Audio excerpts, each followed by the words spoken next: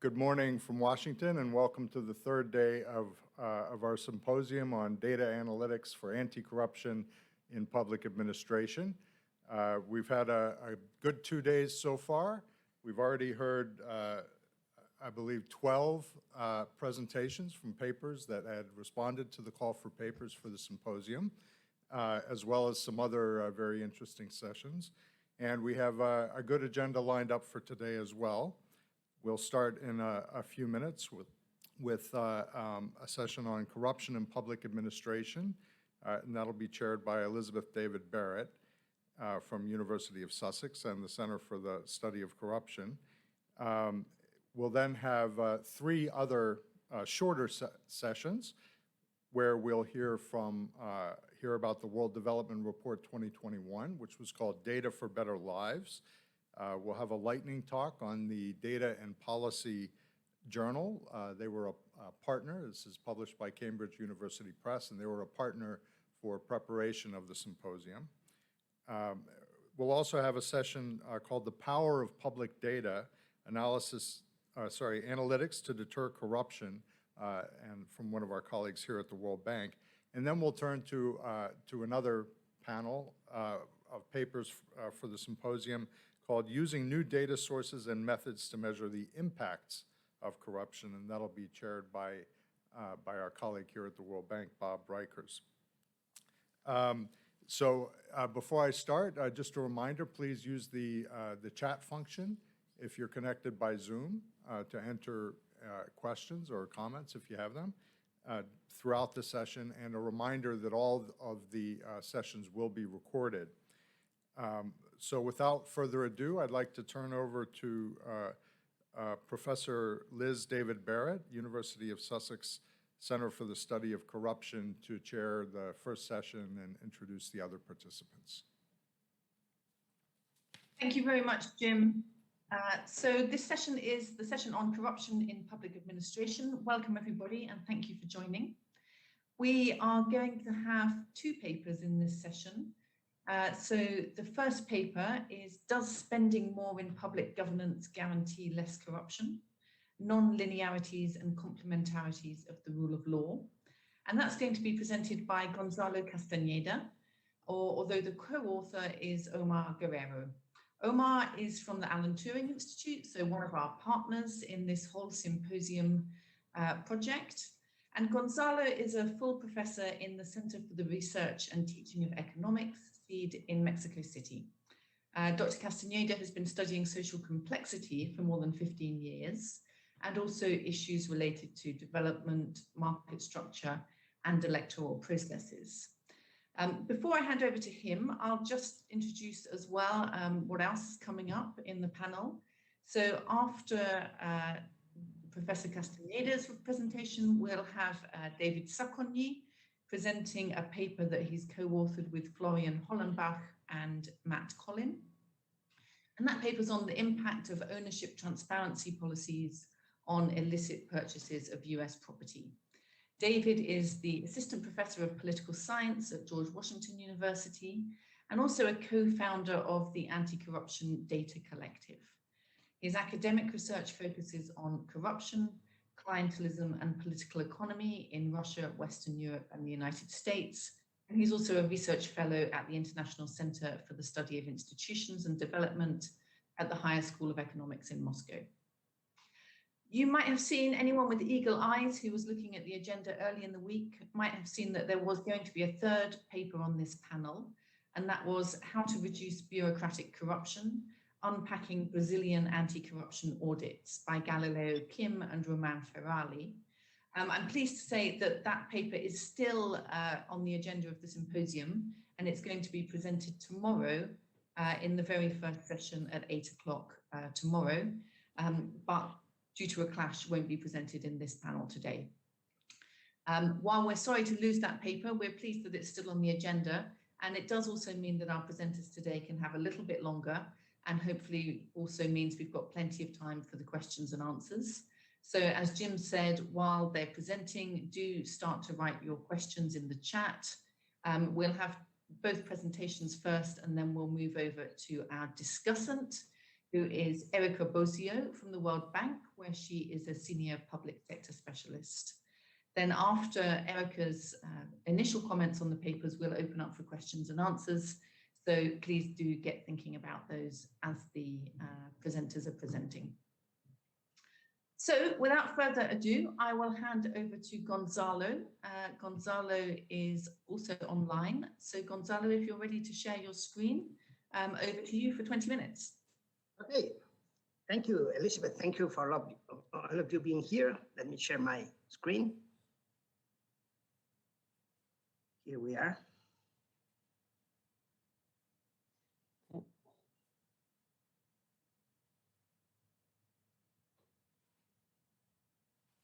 Okay, so as Elizabeth said, this is a paper that I wrote with Omar Guerrero, who is a fellow in the Alan Turing Institute. It's a paper that we just wrote like 6 months ago, and in fact fits perfectly well with this seminar. So I hope you enjoy it, and I hope to learn from you. I'm not really an expert on corruption, but I live in a very corrupt country, so I know something about it. So I want to establish a link between public expenditure devoted to reforms in rule of law and corruption. So there is a difference between de facto rule of law and the jure rule of law that we are trying to analyze here in this paper. So the motivation of this paper is based upon the idea that when looking at these econometric papers, which many of them are produced with this cross-country analysis, you get the impression that the rule of law is very effective in terms of diminishing corruption. But in reality, that doesn't seem to be the case. In fact, there is a World Development Report, the Governance and the Law, written in 2017, that asserts just the opposite, that they have not been very successful. So there is something confusing in terms of what the academic literature, at least from the economic side, is saying, and the outcome of these reforms in rule of law. So the proposal of our paper is to change the approach to looking at the quantitative analysis. Instead of using rule of law directly as the intervention variable, we are going to use expenditure in general, public expenditure, and expenditure devoted to rule of law. Then the second variant that we are introducing here is, instead of using cross-country analysis, we are to emphasize the variation that we find within countries. And thirdly, we are going to account for all possible interaction between covariates. You know, as you are very aware, once you start to introduce independent variables in an econometric analysis, you have to deal with this problem of multicollinearity. So we need to use another approach. So because we have all these ideas in mind, for us it was difficult to find a proper technique to deal with these three empirical elements. So we decided to go with a combination of techniques that use network science, agent computing, and behavioral games.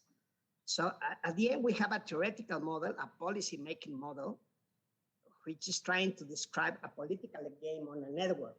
And that means that we're going to establish two type of agents. The first one is the central authority, let's say the Ministry of Finance, that makes the allocation decisions, how to specify the profile of expenditure on the one hand. And on the other hand, we have a set of public servants that are in charge of implementing the different programs associated with the policy issues involved. And for doing the empirical part, so we decided to have a very comprehensive analysis, use many countries at the same time, although the model is calibrated for each particular country. So we use this data prepared for the 2020 Sustainable Development Report that includes 77 indicators, some of them related to the economy, social indicators, and environmental indicators, because they are related with these Sustainable Development Goals. So we have in our data set 140 countries and 21 years in the sample. The Besides that, we include these governance indicators, control of corruption, rule of law, and another one that is the perception of corruption index that we really don't use it in our empirical analysis. We only take into account this index for the validation purposes. So this is the main stylized fact that we have. If you see in the left panel, we have this very strong relationship between rule of law and corruption. Here, the variable of corruption is upside down. So if you increase the level of the index, corruption goes down. So the relation is very strong. Just looking at the Pearson correlation, you have this 95% and it's statistically significant. So that's what you really find in this econometric analysis, this strong relationship between rule of law and corruption. But the key point comes in the other scatter diagram in the right panel, when we analyze the within country variations. So in the vertical axis, what we are measuring here is the correlation between rule of law and corruption. And in the horizontal axis, we have the change in the rule of law within that field, which could be positive or could be negative.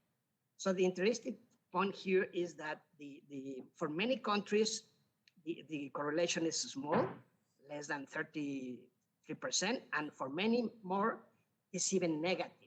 So that starts to give you an idea that the relation that we see at the cross-country level is not as clear what is taking place within each country. So as I said, we have to use a computational perspective in order to model this idea. We have this bottom-up approach that we take from complexity theory. So I'm not going to show you the whole spectrum of equations. I'm going to emphasize just with diagram the model. We have at the top, this building is like the Ministry of Finance, the central authority that allocates some resources, let's say to the Minister of Education. And this Minister of the Education has the mandate to use those resources in specific programs that will will improve the indicators associated with education. But here we have the typical principal agent problem and these problems of information, that perhaps there are some misalignment of incentives. So the Minister of Education or those guys that are in charge of education programs can deviate some of the resources. So there is nothing new in that story. It's the typical principal agent problem. There is the possibility of monitoring. The problem is not very simple, because despite that the indicator can be growing up, that doesn't mean that the Minister of Education is doing a proper job.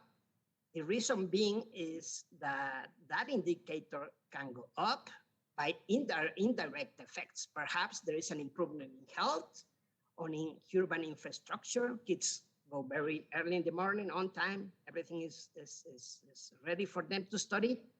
And despite the efforts of the Minister of Education, the indicator goes up because of different forces. But the problem really becomes messy when the same story happens for the different development indicators, because the problem that the central authority has with the Minister of Education replicates several times with the different ministries. So we have really an analytical challenge, and corruption could be involved in all these dyadic relationships. Okay, so our model tries to capture these features. Besides the complexity perspective, we have included in the model some reinforcement learning mechanism. I not go into detail. I just skip because I saw we only had 15 minutes. I just skipped that slide. So I will go directly with the estimation and the results.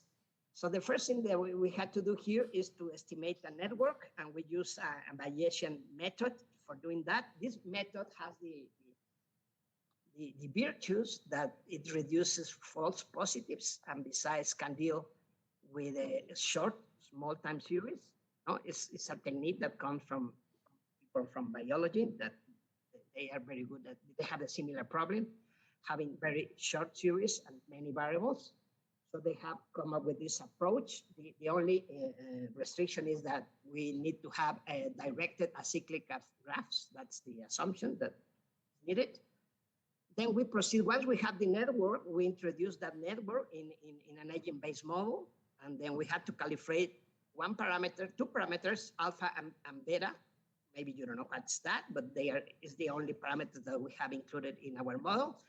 And we calibrate those parameters with specific variables, the finite value of the whole set of indicators in the last period of the sample, and also the empirical success rate of each indicator. That means the positive growth.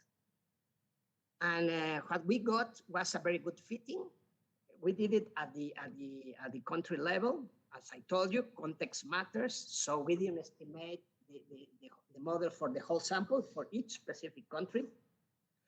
As you can see, we're able to replicate with a small margin of error, more than 97%. So the simulated variables come very close to the real ones. That's the good of fit part. And then for the validation part, we use precisely the perception of corruption index, and we try to replicate it with our simulated corruption variable. As you can see, the fitting is pretty good, 89%, and is statistically significant. So that was our validation test. We also produced another one, but this one is the most eloquent that I show you. Then we will go to the results. The main results is something that is in the literature, perhaps not in the econometric literature, but is in the literature in general of corruption, that there are some non-linearities. So the way that we define corruption is according with the difference between those resources that were given to the Ministry of Education, let's say, and the amount that was really contributed to the government programs. The residual is corruption. To be very formal, that residual could be something else than corruption. Could be, let's say, inefficiencies, logistic problems, things of that sort. The model is not able to disentangle that. But because we had a very good fitting with this measure and the real perception in terms of corruption, we think that our approach is well-founded. So as you can see in the graph that is at the bottom, we see precisely when you increase in the horizontal part, in the bottom level, you see the increase in total expenditure, and you see the typical negative relationship. Now corruption goes down. But in fact, if you, instead of that, you increase the proportion of expenditure devoted to the rule of law, you start to see these funny, non-linear stories. At the beginning goes down, as is usually the case in econometric models, but then starts to go up. And then is when the story starts to become really interesting. At the end, I'm gonna only show you some examples with this for the whole set of countries. Here I'm gonna show you two extreme cases. The case of China, you see these non-linearities. In particular, you see that the corruption landscape, which we are measuring the vertical axis, has a U-shaped surface. That means that if you move along the horizontal axis that deals with total government expenditure, you see the typical negative relationship. But if you move in the other direction, in the other horizontal axis, you see the non-linearity. So at the beginning, it's true that if you improve the expenditure devoted to the rule of law, you boost those programs, you improve the development of the country in terms of lower corruption. But then things start to become messy because corruption started to go up. And also another thing to emphasize, if you look at that surface, is very hilly. It's not a smooth surface. That's another interesting issue. In the opposite case, we have a Mexico that has a J-shaped surface. In this case, in most of the range of the expenditure devoted to the rule of law, we don't see any negative relation with corruption. It's just meaningless to increase expenditure in the established programs devoted to rule of law. So we have here the two stories. No? In China case, in a range of the rule of law, we can do something. In the other is just get the opposite direction. In the Mexican case, there is no way to improve rule of law just by giving more money to the institutions that are already established. We have to do something more macro. It's not only in terms of budgeting, but we have to change programs or doing something more deep. And another thing that we did is just analyze the landscape, how smooth or hilly, intricate is that landscape. So we have one extreme case, which is Russia, with a very intricate, very hilly surface, and a smooth one that corresponds to the case of Denmark, that you can imagine that's the case. The problem when you have a very hilly, intricate landscape is that it's very difficult to find the proper mix of expenditure. No, that are the two intervention variables that we're analyzing, total expenditure and expenditure devoted to rule of law. So we decided to estimate the degree of smoothness or roughness in the landscape for each country. And so we found this scattered diagram where we are analyzing the degree of roughness on the one hand in the vertical axis, and in the horizontal axis we have the level of the development, which is just the average of the whole set of indicators, and you clearly see a negative relation. That means that the most advanced is the country, the more smooth is the landscape, which implies that it's more easy to find a good mix of policy to reduce corruption. Unfortunately, the countries that need the most, which are those blue points that belong to Africa, and the green ones and the red ones, which are less developed countries, some of them in Latin America and Southeast Asia and Africa, those are the ones that need this control of corruption the most, but unfortunately for them, the surface is very, very rough. So it's more difficult really to come up with the proper combination of policy to diminish it. No? So that's about it, what I have to say. So thank you for listening to me. Excellent. Thank you very much, Gonzalo, and also well within your time. So that's great. We appreciate that. Okay, let's move over to David. David is in DC, so presenting, I think, from there. David, are you able to get your presentation on the screen? Can people see and hear me? We can hear you. Oh, yes, and now we can see your presentation too. Great. Fantastic. Well, thank you very much for having us again. This paper is with Matt Collin, who's in the room with me as well, and Florian Hollenbach, who's online from Copenhagen Business School. The impact of ownership transparency policies on illicit purchases of U.S. property. So today we're going to be talking less about the determinants of corruption, for example, in the public sector, and more about what could happen with the proceeds of corruption and other criminal activity, especially money laundering. And our focus is going to be on the real estate sector, which is really a prime destination for illicit cash.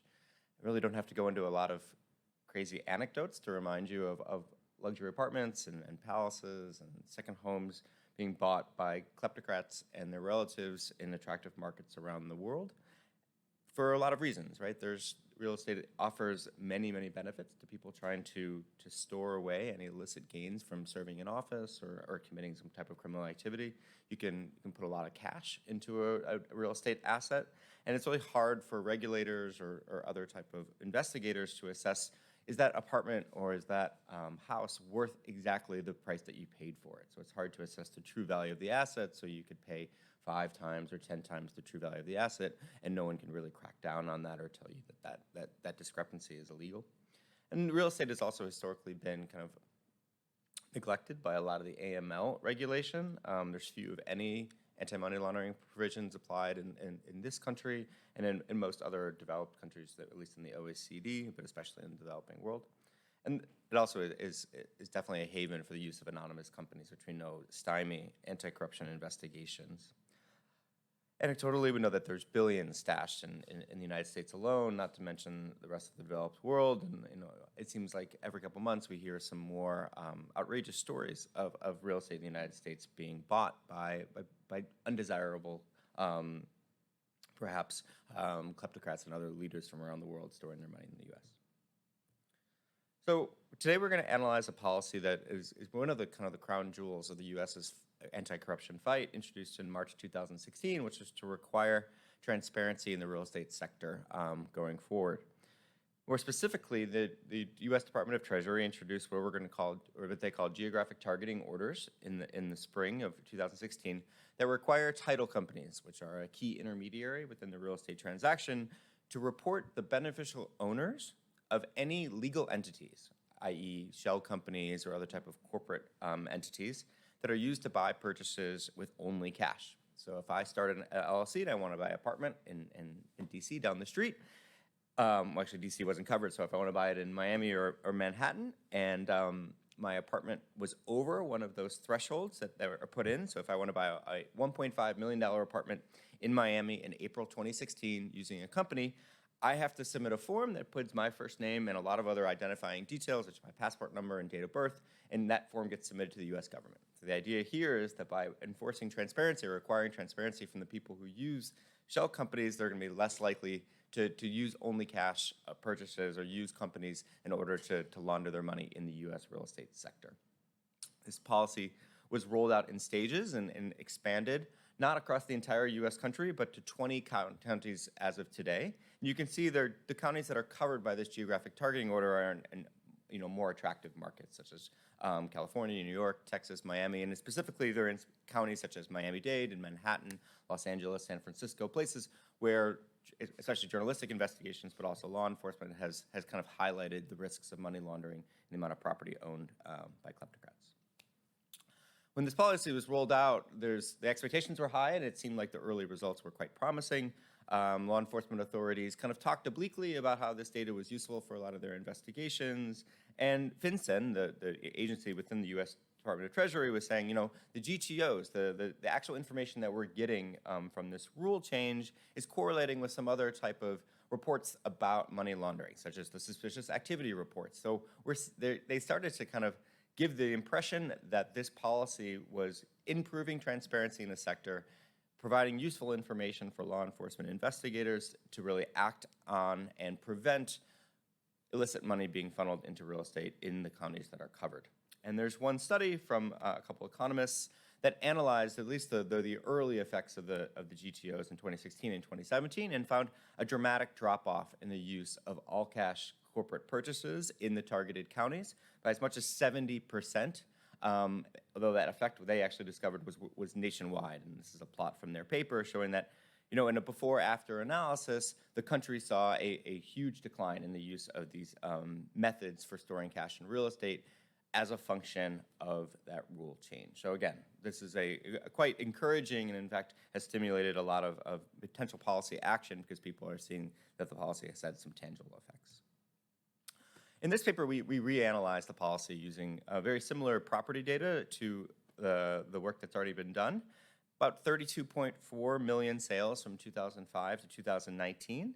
And in doing that type of real analysis, we discovered a coding error in that work that was promoted as evidence of the policy working. And in fact, actually going back and using some of the more advanced and new methods, specifically doubly robust difference and differences estimators, we find that there's no, or at a minimum, a very limited effect of the geographic targeting orders over the last several years when the policy's been in place. So in contrast to some of the most kind of promising evidence that came in shortly after, we're gonna show in a variety of ways a more or less a null finding and then try to explain why this policy hasn't been as effective as intended. More specifically, we're gonna find that there's just not fewer all-cash purchases in the most likely areas or by the most suspicious companies. So we're going to try to break down some heterogeneity in the effects. We're going to look for evasion and substitution. Are people trying to avoid the policy? And we're not going to find any evidence that there's real behavioral change. And overall, we're going to come to the conclusion that there's just no general chilling effect on these corporate all-cash purchases, which we think are one of the most kind of common ways that money enters the real estate sector in the United States. And then finally, we'll discuss some possible explanations, though we're still kind of at the drawing board of how best to nail down what the mechanism is for the null finding. Our primary data source, as I hinted at, is actually from Zillow, where people familiar with the U.S. real estate market is one of the major technological players. They collect data and make it available to researchers to analyze from just about every single county in the United States, and it goes back in time, actually, to the 1990s. We're going to take a section from 2015 to 2019 to specifically analyze the introduction of the GTO rules. And it's really comprehensive data from county assessor offices. So we know the buyer, the seller, the sales price, whether or not there was a loan, and other property characteristics. And we're going to kind of manipulate this data to get to an analysis data set that really allows us to focus in on exactly the type of properties and transactions that are most interested to us. But this is really neat data that's been exploited more so by kind of real estate economists and other type of professors, but it's got applications as well, as we'll see in the anti-corruption space. Won't spend too much on how we constructed the data, but basically we're gonna try to transform that 32+ million transactions and try to focus exactly on those that involve corporate buyers, because those are the ones that are targeted by the geo-targeting orders. So LLCs, LPs, and other type of entities that are vehicles for this type of cash. But we're also going to code up whether or not the transaction had a mortgage or not, because we see that in the data. And if the transaction didn't have a mortgage, it's all cash. And if it did have a mortgage, which is required by US policymakers in Washington and then recorded in the county offices, then it's going to be there was a loan involved and the banks got involved and there was another type of AML that kicked in, and therefore that type of transaction was not covered / targeted by the geographic targeting order. So that gives us kind of a placebo check. We're going to be looking at both sales, the number of sales, and the volume of sales by corporations that use all cash, and compare them to natural persons taking out individual mortgages, which are not covered by the geographic targeting orders, and see whether or not there's a difference there as another way of analyzing the before-after. To give you a sense of how we coded things up, here are some corporations from the data. I won't go too much into our replication of the work by Huntoff and Rantalo that I cited had the coding error, but in a couple words, we find that they kind of mistakenly threw out some of the data, and unfortunately that data was correlated in time with the policy change and led to some misleading estimates about what the effect of the policy change was in the short term.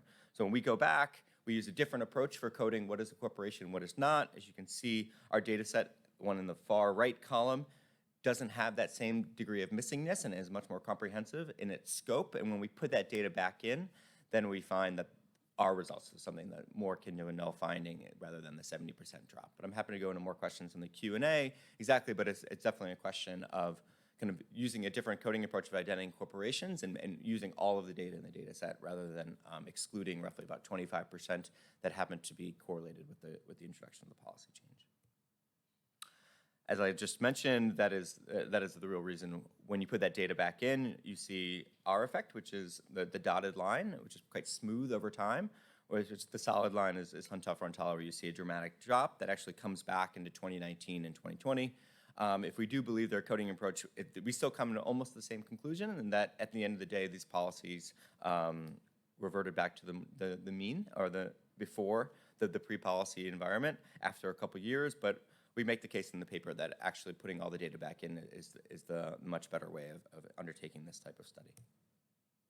To give you a sense of the counties and how they were staggered, there's 20 counties that I mentioned that had some type of geographic targeting order introduced over the time period.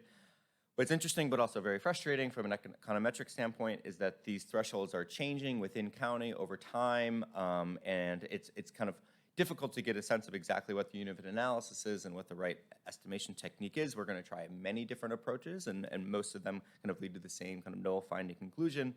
But what the general sense is that the Treasury started with the biggest kind of destinations for money laundering, Miami and Manhattan, at the highest threshold. So the most luxurious properties above 1 million and 3 million. And over the last 5 years, expanded the program to more and more counties, but also lowered the threshold. So by 2018, when the final geographic targeting order is introduced, all 20 counties have a threshold of $300,000. So any transactions above $300,000 that involve a corporate entity and were made in all cash have to submit information on their beneficial owners. And it's that change over time, as well as the staggering, which makes this an optimal setting for the use of some of the new difference estimators. More concretely, we're going to analyze 3 changes to the rules, 3 introduction of geographic targeting orders. In January 2016, again, we're going to be using the announcement of the policy date to really see whether or not that affects behavior. The second month is when the policy actually was put in place, so January 2016, July 2016, and November 2018. We're going to be using primarily the method introduced by Callaway and Santa Ana that doubly robust estimator, and that we're not yet treated as our comparison group. So we're going to be including as many counties as possible that look more or less similar to the ones that have that were targeted by the GTOs, and we're going to be including some pre-treatment covariates such as county GDP and county median sales price, because it's definitely difficult to get a perfect match for the boroughs of New York or even Los Angeles. There's just not completely comparable counties, so we're going to do our best to create a more genuine and more reasonable comparison sample. This plot very succinctly shows the no results, and the kind of left panel is the average treatment effect on the treated for all 20 counties across all 3 different introductions of the geographic targeting order. The blue lines are the effect on the number of corporate all-cash purchases, and the red line are the effect of the number of individual mortgages. So the red line is the placebo, and the blue is our main treatment effect. And as obviously in the left-hand panel, that average is very close to 0. Again, this is noisily defined, or noisily estimated, and we attribute that to overall the small number of counties that are being targeted over the period. But that said, it's hard to argue that there is any effect at all, and if it is, it's slightly positive. There's some heterogeneity. We break that down in the right 3 panels for the January 2016, July 2016, and November 2018, going in order. You can see that there might be something in January 2016 for Manhattan and Miami, which were targeted first. We'll talk about that in more detail in a couple slides. But overall, we're seeing that the confidence intervals are overlapping with 0. We're not seeing precisely estimated effects in any respect, nor large negative effects from the GTOs in the short term, which is really what you'd expect from a policy like this, that it would change things almost immediately after introduction and not take a year or 2 lag, because the transparency requirements were basically introduced overnight. In an event study approach, again, we're not seeing a clear pattern right around the policy introductions. The dotted line in the middle of your screen is when the policy was introduced during and collapsing over all 3 introduction dates. And the blue line is really what you're interested in, the treatment effect. We're not seeing that dip that we would expect right after the bottom line if the number of corporate all-cash purchases was falling after the policy was introduced. And it's actually not that different from the red individual mortgage placebo check. Are they just using different methods to buy properties? For example, we hear some kind of anecdotal evidence that there are shady banks or foreign banks that now are stepping up their attractiveness, and then instead of using all cash, you take a fake mortgage out or a phony mortgage where the scrutiny is not high, and you're still able to buy your luxury apartment, but you avoid this reporting requirement from FinCEN. We grab a lot of data on the banking sector and code up different indicators of kind of bank trustworthiness based on their regulatory actions being put against them in the last couple of years, as well as whether or not they're based abroad. And we're not finding a positive effect. We're not finding that there's more activity within certain types of mortgages after the introduction of the GTOs. If anything, we're seeing a little bit of a negative effect on the use of foreign banks, but that could be for a variety of reasons. But in general, we're not seeing a substitution. Moreover, we're not seeing they're not using trusts, for example. There are personal trusts, different types that could be an avenue for evading the GTOs, but we're not seeing a huge influx of money into these other different methods because the GTOs are increasing scrutiny. Next, we look at the type of companies that are used to buy, and we use data from Open Corporates, which is one of the largest repository of corporate registration data.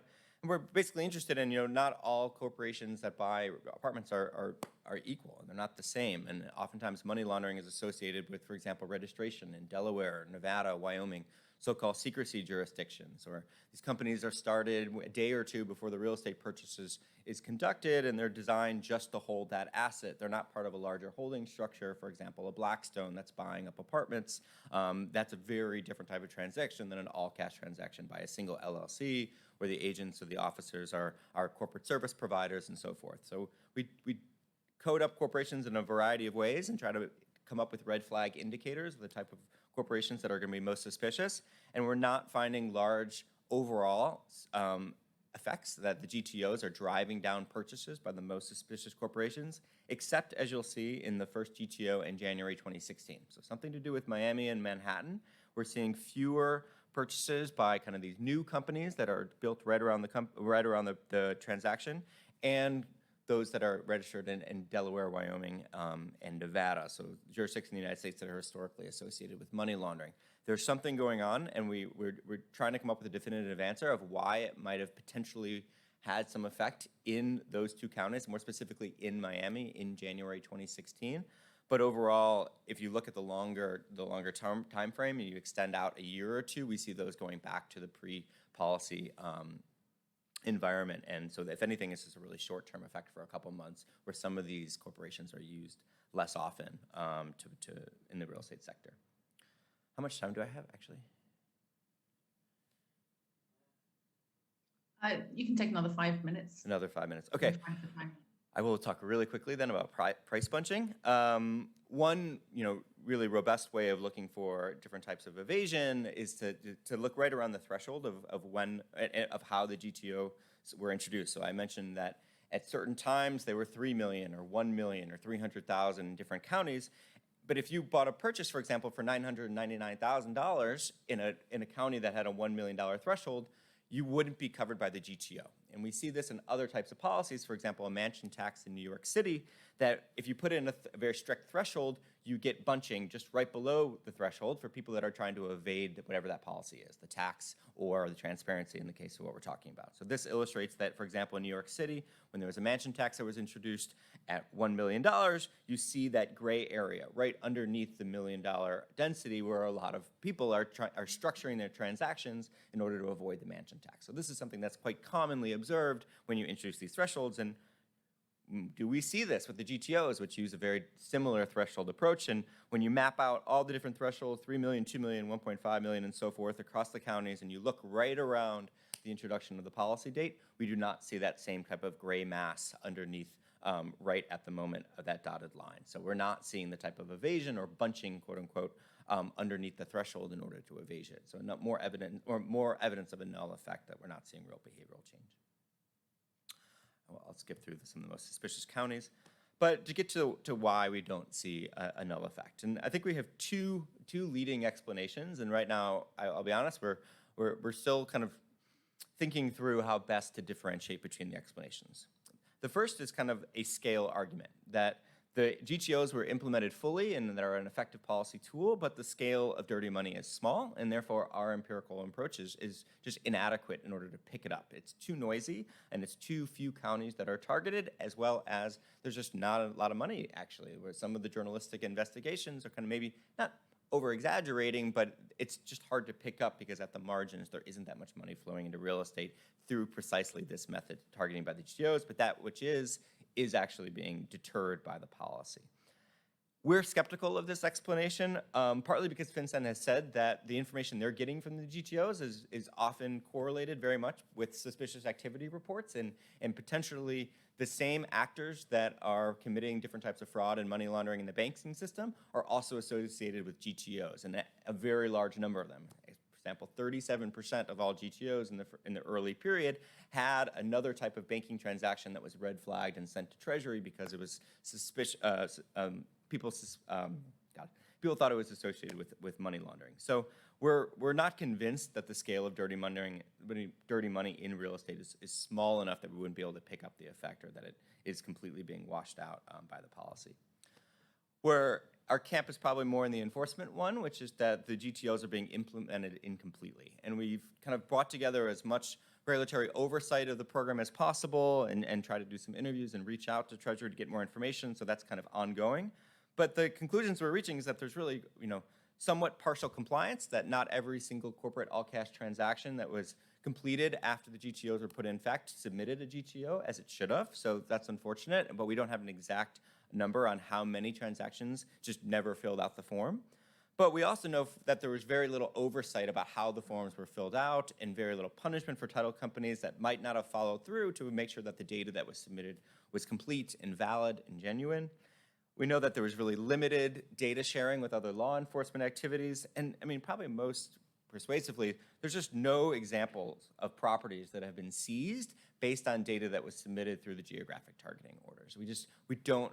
There may have been, they have not been publicly reported, and so to the best of our knowledge, we do not know that the information that was submitted was actionable enough, and that any type of public show or display was made that you have there's real cost to this policy, and your properties could be taken from you or in reverse, and you could potentially face criminal consequences for engaging in this type of money laundering. So just to wrap up, we find little evidence that this key policy in the anti-corruption toolbook from the United States government in real estate, one of the more prime sectors for money laundering, had any effect, at least in the early period. The most optimistic or generous interpretation is that there's a short-term negative effect potentially in Miami, as we're seeing some congregation of evidence around that, but it's still very short-term, between 3 and 6 months. And again, it reverts back to the pre-policy norm in a very short time period. And we're trying to investigate more why Miami-Dade might be different than the other 19 counties. What's going on there? Is it the scale of money is larger because of the drug cartels and other type of criminal groups? Or is there a publicity around the GTO and the local newspapers that might have increased in awareness of it and then affected behavior? But I think most interestingly, not only did the GTOs not affect the incidence of kind of corporate all-cash purchases, but it had little market effect. So it didn't actually change overall the volume going into these different targets, which is good because if compliance was high or mostly complete, there was some worries that imposing this extra regulatory burden on title companies and then overall real estate transactions would, hurt the sector and then hurt property taxes and hurt sales taxes and hurt economic growth. But we don't see that, which is encouraging. However, we would like to see potentially the GTOs have a stronger deterrent effect on the type of transactions that we're most concerned about as vehicles for this type of illicit money into the United States. So thank you very much, and I look forward to your questions and your feedback. Thank you very much, David. Great. So 2 really fascinating and thought-provoking presentations from Gonzalo and David. I'm now going to hand over to Erica Boccio, Senior Public Sector Specialist at the World Bank. Erica, what are your initial reflections and comments on the papers? Thank you, Liz, and good morning, everyone. Thank you for the presentations to our presenters this morning. So the first paper to me starts from a very interesting question that is very relevant not only for our symposium today, but more generally for the anti-corruption community, which is what can be done to curb corruption. And traditionally, the answer to this question has been regulation. So let's regulate more. And the question then following from that has been, what do we regulate? Where do we regulate? What this paper does is that it makes the point, however, that the rule of law and corruption are not perfectly correlated, meaning that there are aspects of the rule of law that do not reduce or incentivize corruption. I think this intuition is right. And in fact, literature in this field has traditionally gone either in the direction of law or in direction of perception, while this paper makes an actual contribution to this literature by showing the wedge between the rule of law and corruption. So I think Gonzalo made the point of de facto and de jure, so between the law around these issues and its actual practical implementation. This topic is very relevant for me, even personally, as most of my research recently is focused on the gap between law and its implementation, just in a different field, which is that of public procurement. So one result that we did find when looking at law and practice in the field of public procurement and the gap between the two was that while it's true that in many countries practice lags behind implementation, behind law, in many countries we also see that there is more practice than law. So to strike that comparison to the corruption and rule of law point that Gonzalo was making is the question of, are there countries where there is a lot of regulation but still a lot of corruption, but are there also countries where there is not that much regulation and not that much corruption? And if that is the case, what are the country characteristics that are determinants of that relationship? And one question that I had was, have you considered doing any more kind of country-based, country case studies where you can examine some of these country characteristics, especially in the countries where we see more practice, so less corruption, without necessarily more regulation? So that was my first kind of reaction to this research. And then the second question, which is, I think an unsolvable one, but maybe someone here has some thoughts, is if not law, then what? So if regulation is not the answer, so what are we instead as a community left to look at instead? On the second paper, I thought the second paper is a perfect example of how a microstudy is carried out. The authors, I think, have the very right intuition of going after tangible things. I think David also made this point on Monday when he was discussing disclosures in Russia and looking at cards. So tangible things are good indicators, and we should use them and continue to use them in our efforts to understand corruption. And just like that paper on Monday, David today makes the point about, well, uses real estate transactions to understand corruption. The issue with this second contribution is that, like always with a no result paper, you're left wondering whether there are things that you just have not thought about.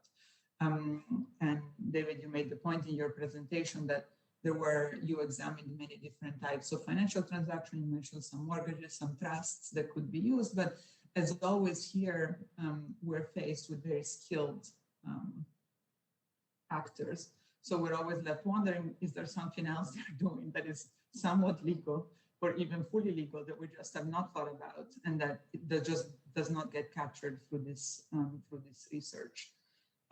Of course, another possible point is about length. So these regulations have only been in place for 5 years. So of course, there's also the option of revisiting this in a few more years once we have more data and seeing whether we see different results with a longer timeline. And then, of course, just on this paper, just concluding on, again, a comparison with your own work on Monday on disclosure, we always have a more general point about enforcement. So, and this applies to this field, but more generally to the corruption space, is we have perhaps good policies, but the level and also the human capital of those who enforce it has a very big impact on their usefulness. This was again useful. I mean, this was again relevant in your discussion on Monday about Russia. So we have all of these declarations, but if no one does anything with the declarations, a potentially good policy just does not have the intended results. Same for the real estate example here. And I'm sure everyone here can think of many examples of poor enforcement and implementation of policies. So just some initial reactions. I'm sure many people here have some questions, but perhaps start with this. Thanks very much, Erica, for kicking off the discussion. I'm going to suggest that we go back to Gonzalo and David now for their responses to you, and then we'll take a round of questions from the audience. So audience members, do write your questions in the chat, and we'll come back to you in a few minutes. But now let's go to Gonzalo. Yeah, thank you for your questions, Erica. The thing that we have done after that paper was published is start to analyze the problem of social norms that could explain that gap between the jure and de facto. And so we notice in our model that we have certain type of social norm built. In some cases, depending on the country, there is a high social norm of corruption. And in others, is a very low social norm of corruption. With that, I mean that people are not concerned with the level of corruption, but with the relative level of corruption, not with the absolute level, but with the relative level, because in many countries, in particular in those that had a lot of corruption, the ones that have to confront the law are those that are discovered by media scandals, basically. So they are very worried not to be very notable.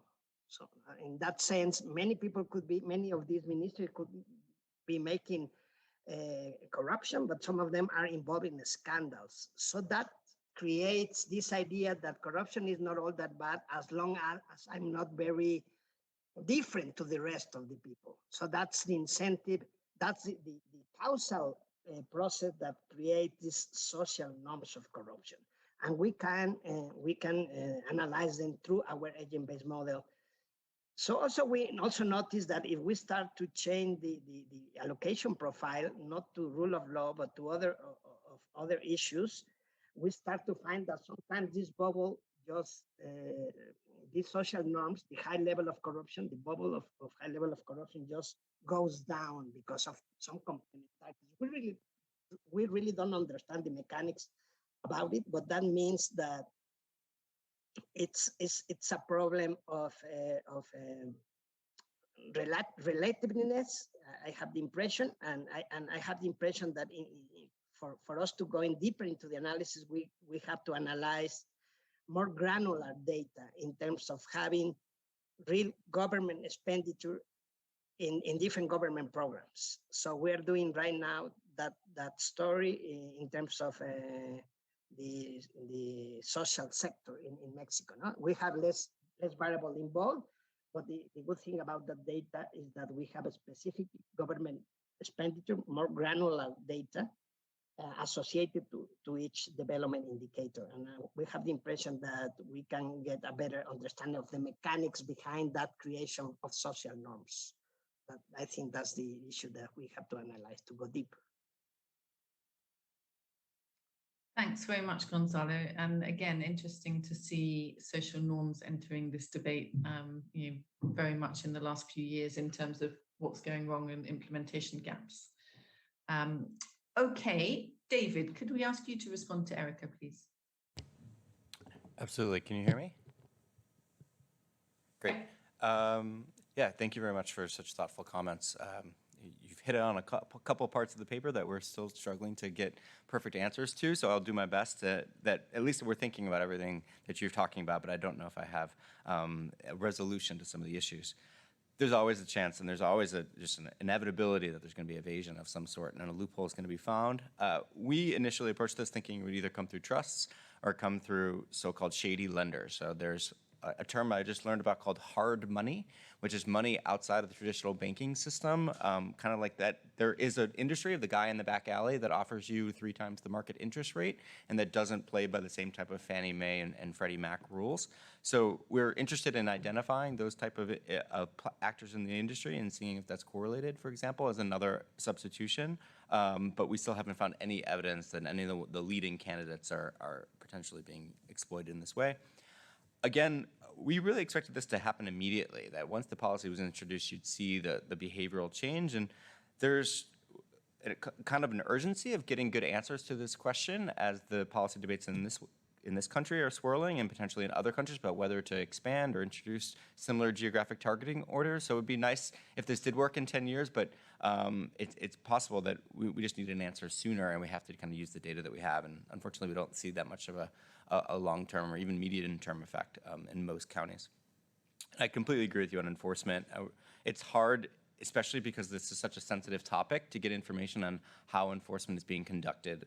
Our conversations have definitely indicated that law enforcement doesn't want to give away the game. They don't want to explain too much about how they use this information and how they crack down on this industry, because once that information gets out there, you encourage more evasion and more loopholes. So we're having a tough time figuring out exactly what's happened inside FinCEN with these reports, for precisely the reason that if information gets out there, they might need to further develop their methods in order to take advantage, in order to keep up with the quote-unquote bad actors that are learning about how to beat the game. So it's a cat and mouse, and we're kind of stuck somewhere in the middle trying to figure out about how they're chasing after each other. But thank you very much. Excellent, thanks very much. So we have a couple of questions from the audience. A question for Gonzalo. Jim Anderson asks, the intuition that corruption and rule of law capture different concepts is interesting, and he would tend to agree. But for the latter part of the presentation, he says many forms of corruption, even the most common forms, would not impact the budget directly.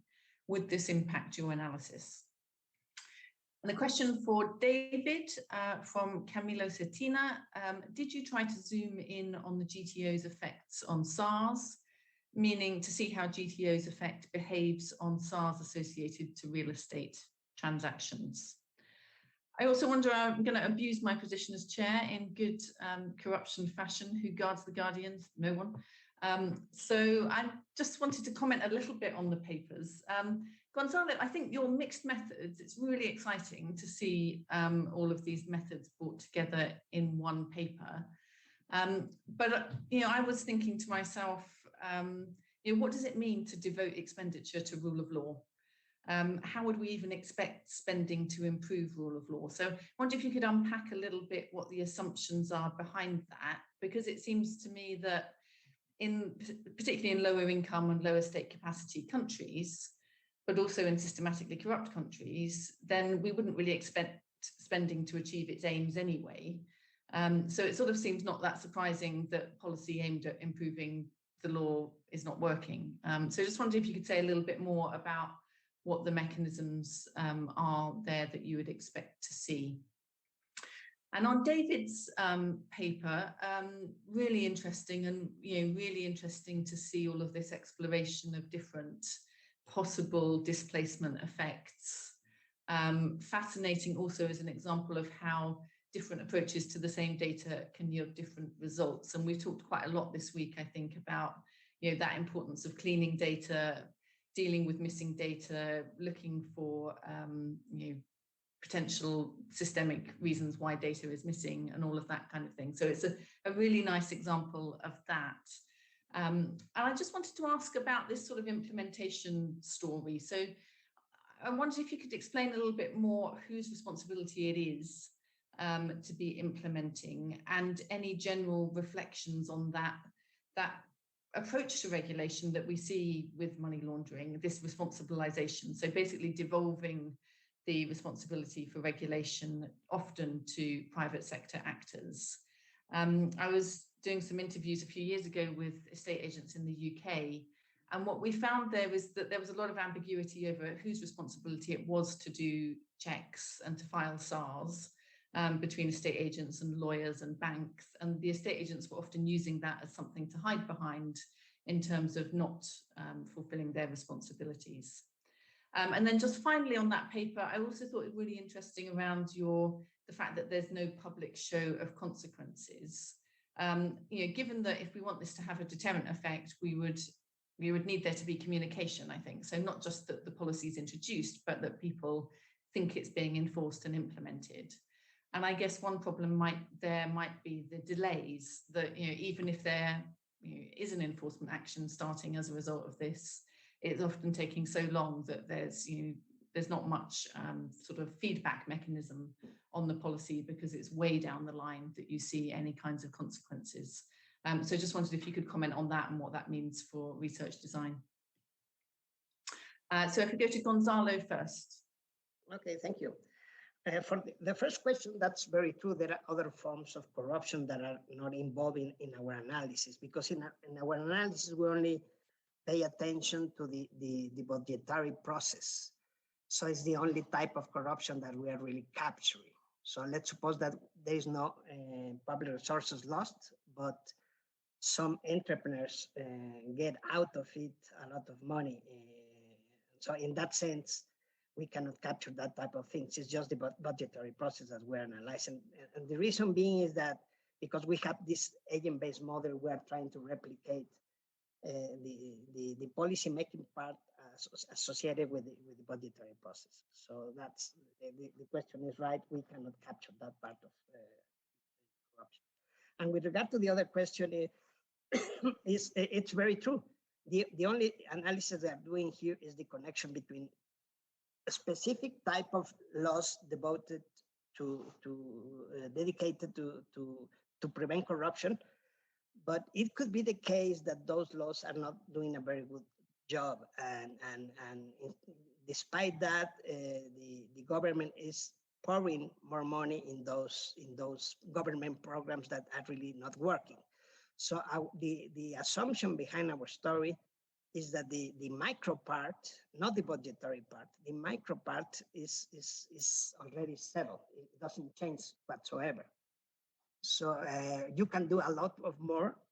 You can do much more if you just change the macro part instead of changing the budgetary part of the rule of law.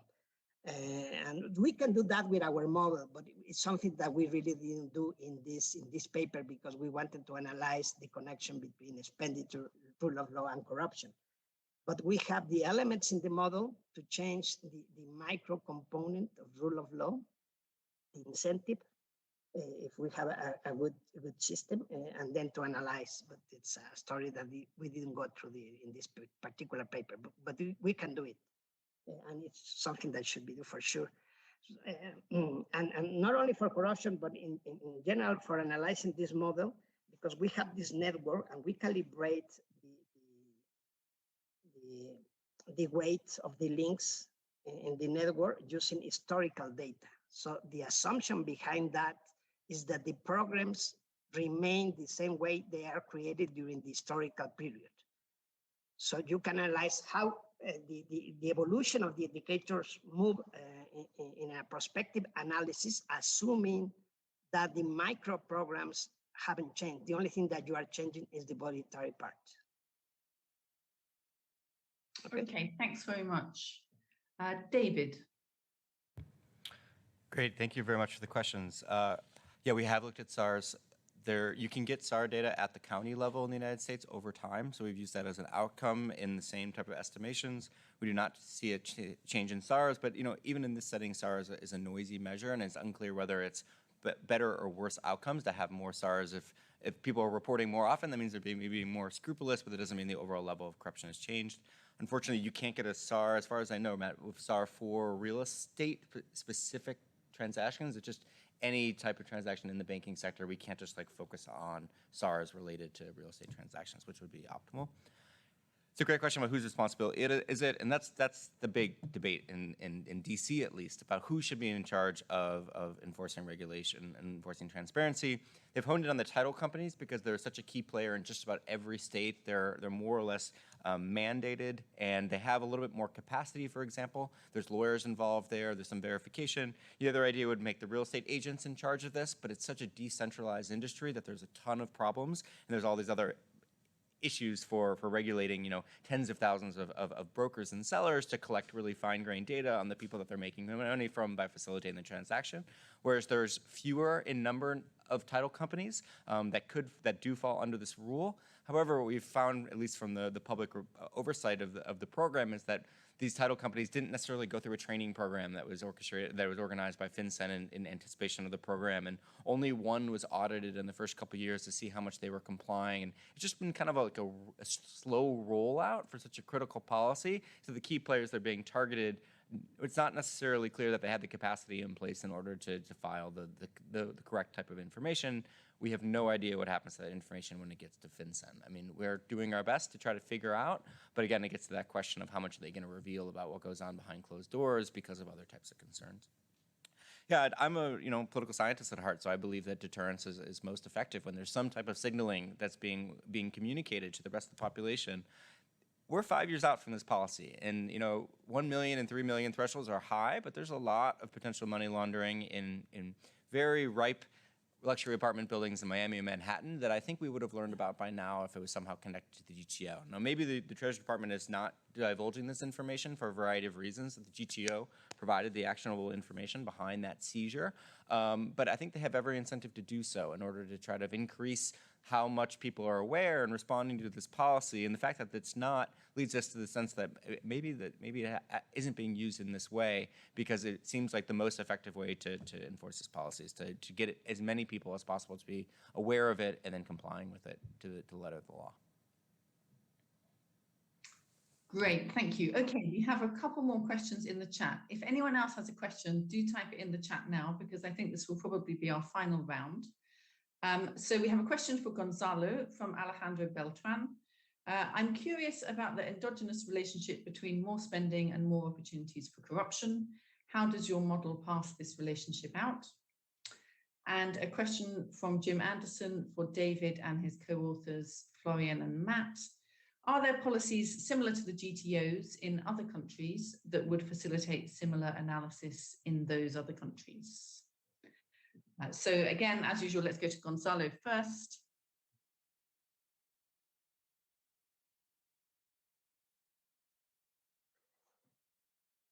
Yes, it's very true that if there's more spending, there are more possibilities of corruption. But on the other hand, the rule of law can change endogenously. So as the time passes by, if you improve, let's say, income distribution of poverty and education, that has an impact in the functioning of rule of law. So in that respect, rule of law can increase because you are giving more support in terms of financing to the institutions that make the rule of law working possibility. And on the other hand, you have all this connection between the different indicators in the model that can create a positive impact on the rule of law, irrespective of what the government is doing. That's why an improvement in the general expenditure in the country, as the whole set of indicators improve, you can find a positive impact on the rule of law because of these endogenous connections. Thank you. And David? Yeah, that's a great question. As far as we know, other countries are really closely following the developments in the United States because the GTOs are seen as potential model policy that could be copied. The closest analog is something like the UK, which has registries of both corporate-owned real estate as well as beneficial owners of companies, but those are just public registries that you could combine to have a similar effect of what the GTOs are. The data would be public and not specific to the different law enforcement authorities in the UK. But I mean, we've heard that there are several Western countries that are interested in implementing their own version of the GTOs because one does not exist in their country, and specifically target high-value real estate transactions. And that's something why we see some urgency behind the project, because we want to come up with some good answers before it's reproduced in a way that is ineffective. We want to make sure that we're exporting our best practices, you might say, and not ones that are not going to have the same kind of intended effect. Excellent. So thank you very much to both of our presenters and all the co-authors as well in the background, and to the audience for some great questions. I think this was a really good session with really innovative new research. Just a quick reminder too, originally in this session we would have had a third paper. Just a reminder that that paper will be presented tomorrow. So that's How to Reduce Bureaucratic Corruption, Unpacking Brazilian Anti-Corruption Audits by Galileo Kim and Roman Ferrari. So that will be first up, or in the first session tomorrow. Other than that, thank you very much to all of the speakers, and we'll take a break now. Thank you very much, Liz and everyone. Yeah, so we'll take a couple minutes break, just because some people might tune in for the next session exactly at the start time, so we don't want to start early. So a few minutes break. See you at 9:15 Washington time.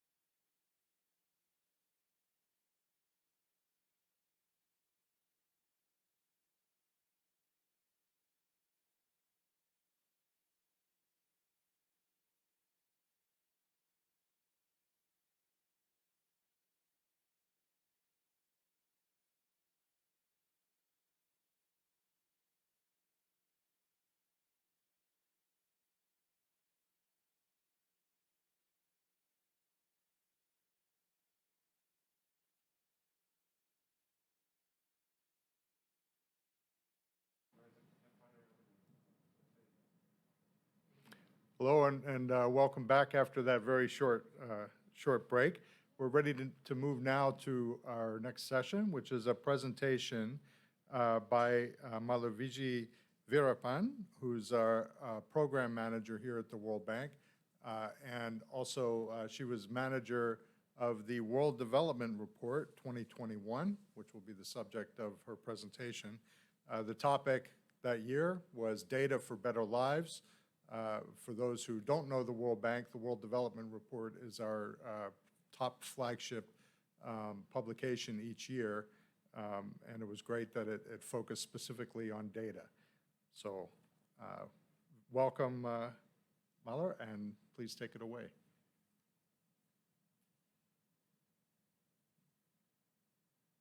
Thank you so much. Good morning, good afternoon, and good evening.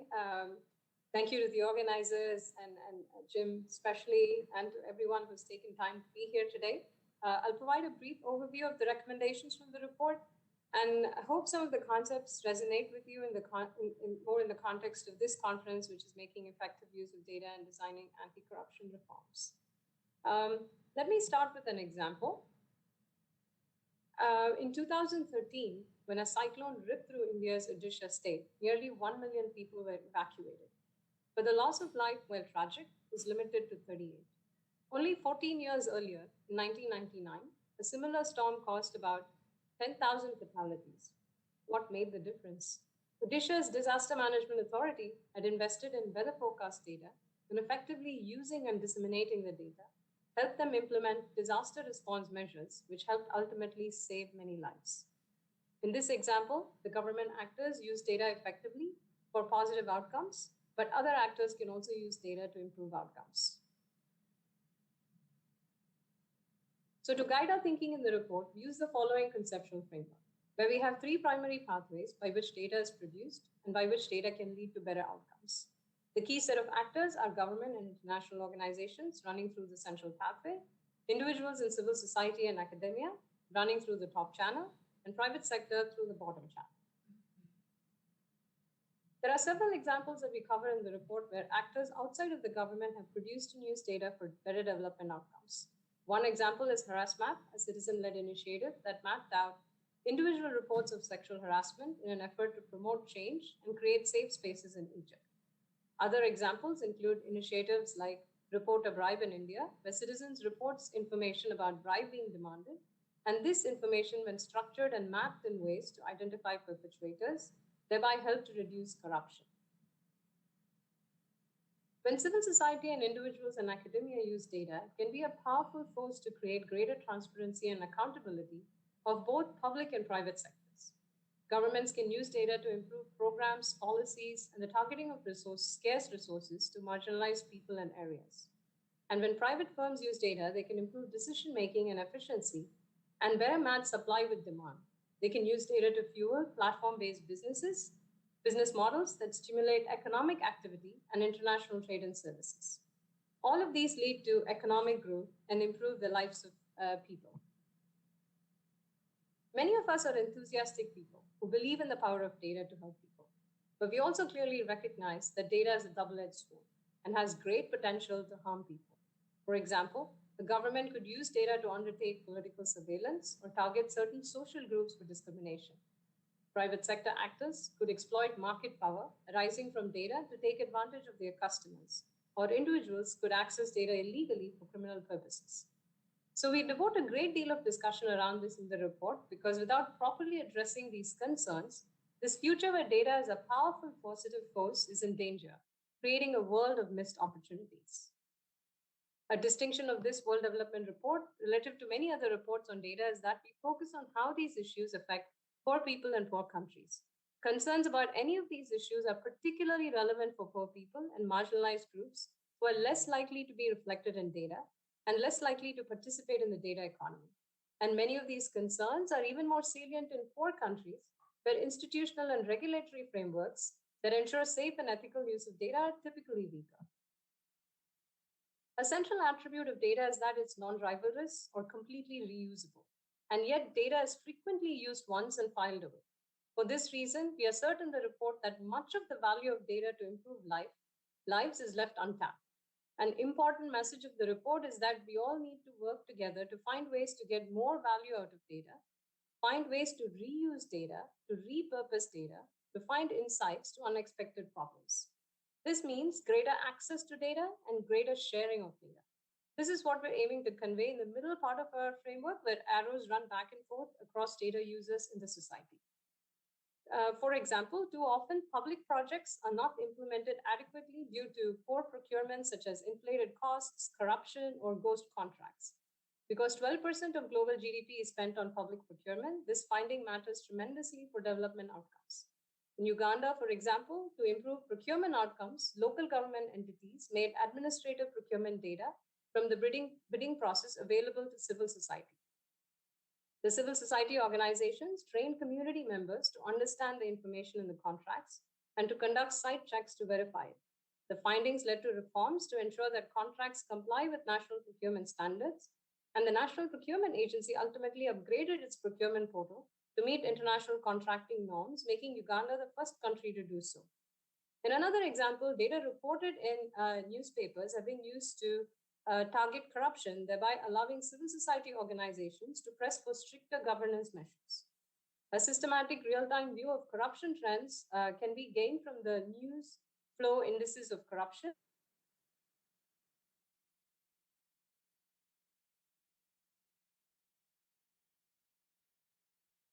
Articles. Regressing the NIC onto real per capita GDP revealed that changes in corruption levels as measured by the NIC indicators was associated with 3% lower economic growth over the next 2 years. Combined with election data, NIC data have helped identify countries that had peaks in corruption before or after elections. These findings can prove helpful to international responses to corruption. In a slightly different example, in Kenya, the rapid expansion of mobile phones and social media provided an opportunity to leverage commuter reports on traffic conditions as a source of road traffic crash data. A big data mining approach combined with digitization of official paper records has demonstrated how disparate data, when combined together, can be leveraged to inform urban spatial analysis, planning, and management. Researchers work with National Police Service to digitize more than 10,000 situation reports between 2013 and 2020 in Nairobi to create the first digital and geolocated administrative data set of individual crashes in the city. The researchers were able to identify that 5% of roads that were the site of 50% of the road traffic deaths and led to improvements in safety in the city of Nairobi. All this reuse and repurposing of data are opening doors to development impacts previously unimaginable. So how do we ensure greater production, access, and use of data that meets the needs of all individuals in the society? Why would people be willing to participate in calls for collecting and using more data? In the report, we argue that one large part of the answer lies in the realization of a new social contract. First, any sort of agreement requires that the participants have something to gain from the contract, that value is created through the agreement. Realizing greater value from data requires both that more people have access to data and that data is shared, reused more, and repurposed to solve development problems. The report offers many examples of this taking place. Here's one example from Bogota, Colombia. Disadvantaged groups are sometimes left out of government efforts to collect data because governments fail to acknowledge inclusion to these groups as a policy objectives. Individuals must then collect the data needed to empower themselves. That data, when merged with existing data sets, can help fill a gap that neither the public sector nor the private sector can fill. In Bogota, Colombia, the city government used a map-based mobile app called Safety Pin to map safety around bike paths. The biking community helped collect images along 230 kilometers of bike paths in the city, which were then analyzed by Safety Pin as shown in the map here. This analysis supported the authorities in understanding where to improve lighting and add closed-circuit TV cameras and bike stands, so to make women feel safer using the bike paths after dark. The data was also then reused by the municipal government by integrating with other data sets for land use planning purposes. This also means that it requires participation of all people. Value alone is not enough. Improving economic and social well-being entails that data coverage, infrastructure, and training data include poor people and poor countries, including marginalized groups. The only way to ensure people participate is to ensure everyone gains from participation. One dimension of equity is coverage. That is to say that data covers all people. As an example of this lack of data coverage of women is a particular problem across the world. In many cases, data on women, majority of the SDG indicators are based on data that is about 10 years old, just to give you a sense of the data coverage issues in this case. And finally, without trust, there's no reason that people will participate. People need to trust that value will be created and that they will share in some of the benefits of the value created and that they will not be harmed from the use of the data. The second part of the report provides significant discussion on the safeguards necessary to protect people from misuse of data. Ultimately, they also need to trust in the integrity of data and that it is used in transparent ways and that they're able to trust the validity and quality of data. One small step in the direction in terms of measurement of how data is used. As part of the report, we released a new open data measure called the Statistical Performance Indicators, or an index. SPI is a tool for countries and development partners to assess performance of data systems, their weaknesses, and to help identify areas of improvement. It's a forward-looking in the sense that it focuses on the effective and transparent use of data as opposed to just focusing on data production aspects. We place a strong emphasis on transparency, and so SPI is also open data and open code, where users can freely access the data and see and replicate how every step was constructed. In the report, we're very clear that social contracts would be different in all countries, reflecting the heterogeneity of cultures, values, and laws. But we assert that all social contracts need to be based on value, trust, and equity. It's important to recognize that social contracts have existed for centuries and they are reflected in legal systems across the world. But we need these contracts to adapt to this new world where data is deeply interwoven into our lives. While social contracts provide the rules and compliance mechanisms for how data can be safely shared, used, and reused by all stakeholders, to really realize data's potential, this framework must be built around data systems that not only ensure safety, but also actively promotes access to data. The WDR report offers an aspirational vision of what we are calling an integrated national data system, which aims to enhance data flows across different stakeholders, allowing all to benefit from data use and facilitating innovative, creative uses of data to solve existing and, quite importantly, emerging problems. Well, it's clear that for most of the countries that are a focus of this report, they are very far away from this aspiration. Nonetheless, it's important to provide a clear description of what countries should be aiming for as they take steps towards improving their use of data. But what does it take to implement this social contract? And how do we go from this conceptual nature of the social contract to creating the ambitious integrated data systems? All this requires tremendous improvements in data governance frameworks in all countries. In the report, we discuss the data governance framework as a series of 4 layers that build upon and support one another, which you can see here in this slide. We dedicate a chapter in the report for each of these pillars with more detailed recommendations. Another important point to note is that while the social contract is primarily a national affair, there are important dimensions of the social contract which are most effectively and efficiently dealt with in an international manner. What this means is that there are certain aspects of the data governance challenges that need international cooperation, and this can take many forms, ranging from bilateral cooperation, regional collaboration, or global or multilateral initiatives.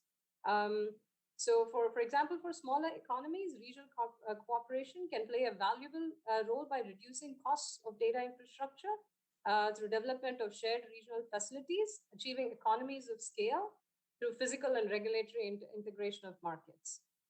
Most importantly, this type of cooperation can enhance the voice and negotiating strength of smaller and poorer countries in global processes. So the first pillar here in the data governance framework is the data infrastructure policy that supports access to data. This is particularly important to meet the goal of equity in the social contract. This includes both the policies that make it possible for people to connect to internet data services and the policies that ensure that countries have adequate infrastructure to exchange, store, and process data efficiently over the internet. Individuals need to have access to essential data infrastructure, without which their data is not captured, nor can they have access to data of others. For example, here you can see that you can see the usage gap For example, significant progress has been made during recent years in rolling out coverage of 3G internet services. However, internet coverage does not necessarily translate into internet use. A staggering 40% of the world's population live within the range of a mobile signal, but fail to still make use of it. And this share, which is called the usage gap, has stubbornly persisted over time. In this chart, when you look at the Africa region, you will see in green the demand-side barriers of the usage gap that still persists in many countries, especially in countries, as you see along the right side of the chart.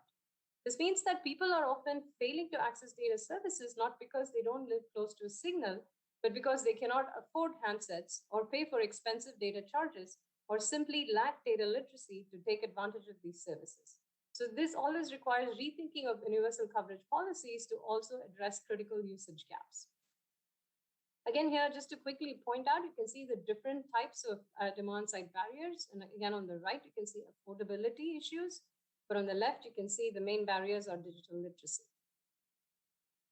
Along with connecting individuals to data services, the policies ensure that countries have adequate national data infrastructure. As an example, in this map, you'll see the co-location data centers, which are important for data storage, are represented in red. At present, there are more data centers in California than the whole of sub-Saharan Africa, which illustrate the extent of this issue in this case.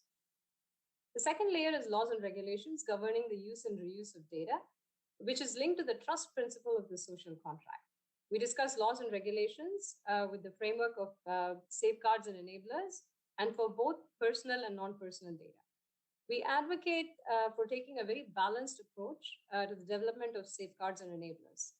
The COVID-19 has shed a spotlight on the need for these safeguards to protect people from misuse of data. For example, the use of call detail records helps to monitor public health, but can also potentially be abused for other political purposes. By safeguards, we're referring to cybersecurity and protection of personal and non-personal data, and regulation of cross-border data flows. By enablers, we are talking about regulations that support value creation by providing access to both public and private intent data, as well as supporting electronic transactions. Here, we see results from a global regulation survey that was done as part of the report. Here, we are presenting the results from the Africa region, with 100 being the maximum score for best practice features of the data regulation environment. We see here that enablers are lagging behind safeguards in most countries, with average scores of 37 for enablers and 41 for safeguards. Huge progress is still needed in the development of a suitable regulation environment. With the same data regulation survey, we are also able to illustrate performance or different dimensions of a data regulation. In this chart, you see the score of the Africa region is in yellow against global benchmarks for different income groups. The survey is really intended to be used as a diagnostic tool to review performance against different dimensions of data regulations and unpack underlying nuances. For example, the issue of cybersecurity is a major concern, which is leading to a huge economic damages estimated to close to $100 billion just in the US.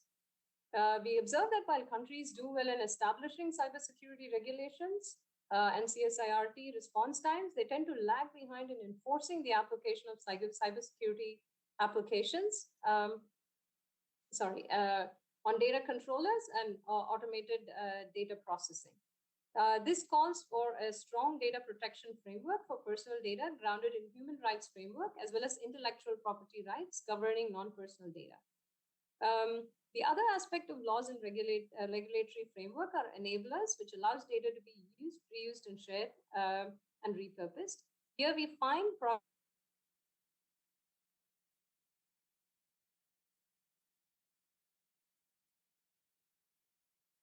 but there has been very little progress, if you notice, on enabling access to private sector data, which is a much more challenging issue. Here, as an example, while the discussion to date has mostly focused on the supply side of safeguards, the following example also illustrates the demand side. Indeed, when given a choice, users actually do take advantage of applications and services that protect data by design. A recent example of how these dynamics play out in practice started with WhatsApp changing its terms of use in January to permit sharing of payment and transaction data to better target ads for e-commerce. This led to a swift backlash from users, prompting almost 4,000% increase in downloads of Signal, another competing messaging app. While downloads of WhatsApp fell by 16%. It isn't just individual users. However, just last week, the City Council of Delft, a town in Netherlands, voted to stop using WhatsApp as a means of communication between each other.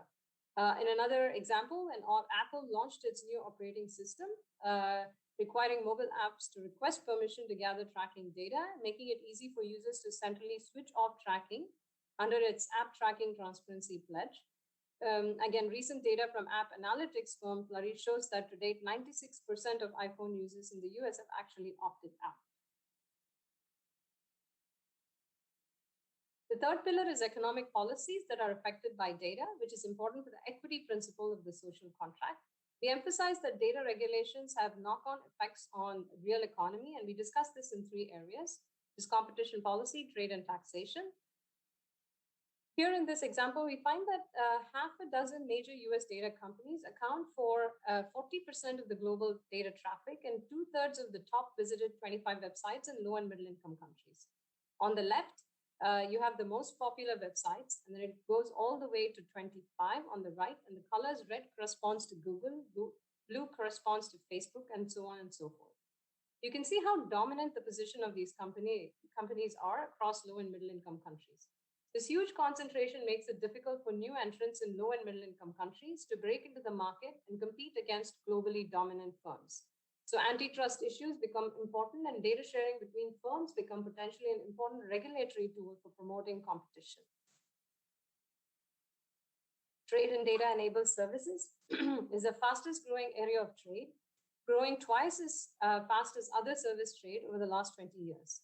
Here, the issue of safeguards on personal data protection become critical as personal data crosses borders as part of trade.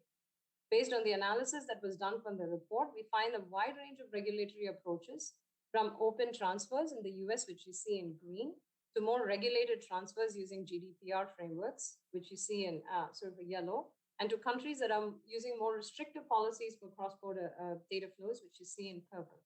And some are accompanied by data localization policies. The growing interest in data localization is clearly a concern, and the WDR looks at some of the policy justification for data localizations and arguments in this area. The main point to note here is that there are frustrations by low and middle income policymakers that they're not able to tap into the value of their own data, and data localization is often seen as a response to those frustrations and is again linked to the equity principle. And finally, taxation of data platform businesses is another important part of the equity agenda, because we find that low and middle income governments either don't have clear rights to tax profits accruing in their markets from data-driven businesses, or they're unable to levy value-added taxes due to administrative complexities. Here you see some simulations that were done in Asia to show the magnitude of tax revenues that are being lost as a result of these administrative problems. Again, all of this also raises the need for global agreements, both on international tax treaties as well as trade agreements on cross-border data-enabled services. The last pillar is the institutional ecosystem that can ensure that data delivers on its potential by implementing and enforcing ROS regulations and policies pertinent to the other three layers. The new demands of the data economy are prompting the need to redefine the roles and responsibilities of institutions and actors in the data ecosystem.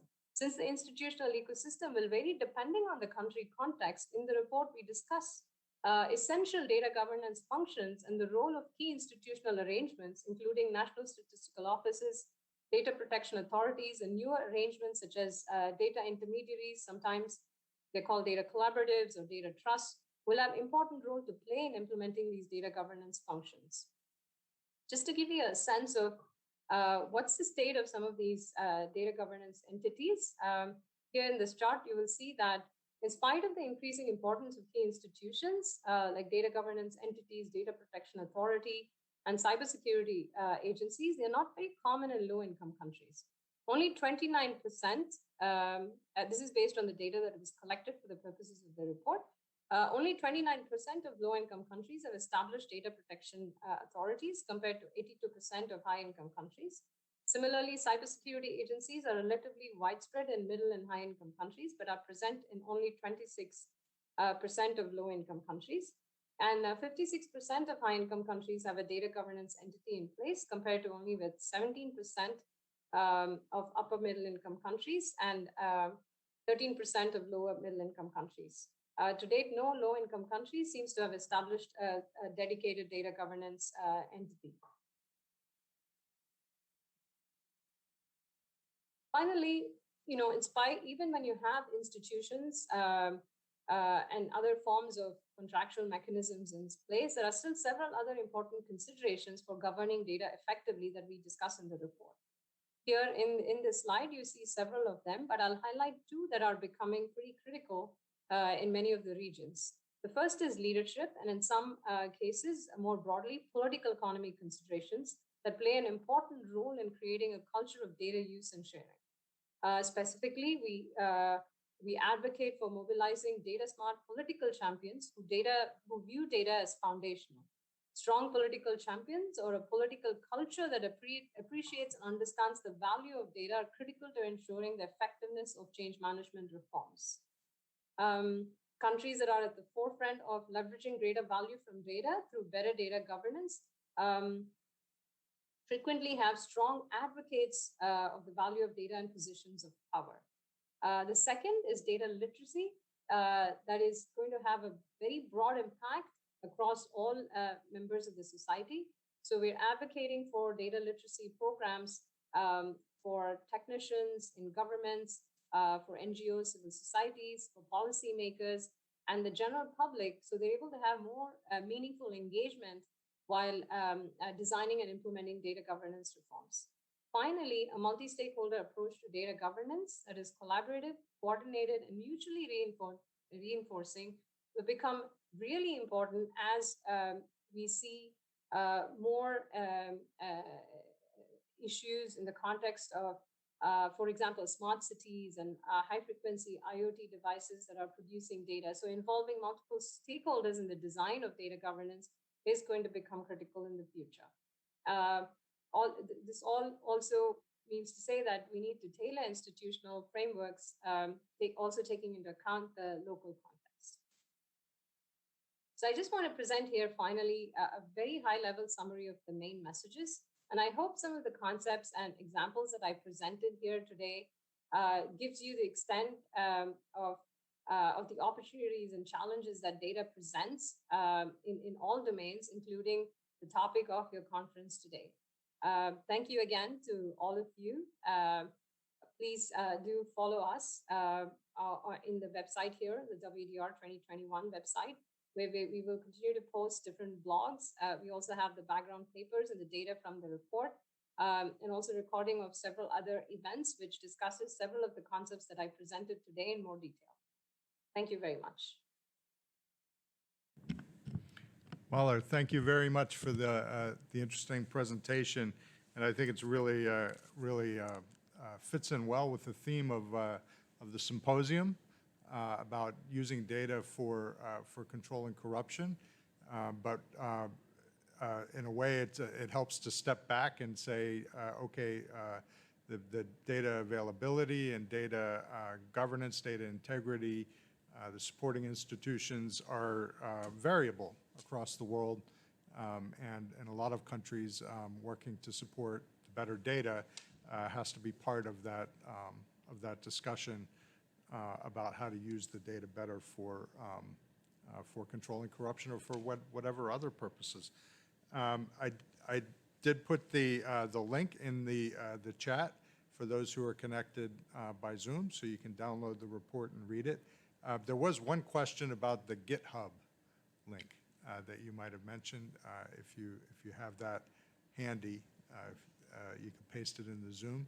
Otherwise, we've had similar questions during the symposium about other GitHub links and code and these sorts of things. And we're trying to work on a way to collect those in a systematic way, probably after the symposium's finished, to make those available. So thank you again for joining. And now we are right on schedule to go to the next session. We have a what we call a lightning talk, where we invited one of our key partners to join us. So we're very happy to have with us connected Andrew Hyde from Cambridge University Press. The Data and Policy Journal is one of our partners for the symposium, and Andrew has kindly agreed to join us and talk to us a little bit about the journal, its aims, and also the process for the authors that are interested in submitting. Andrew, over to you.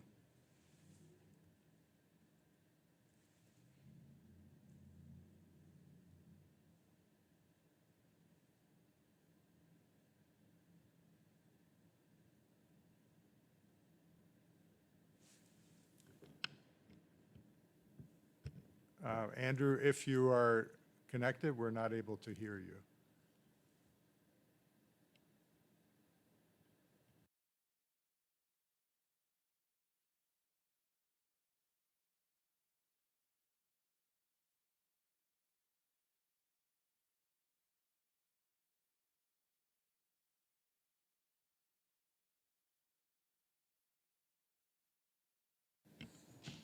So Andrew is having to reconnect to ensure that he has audio. So everyone, please stand by. He'll be here in just a second.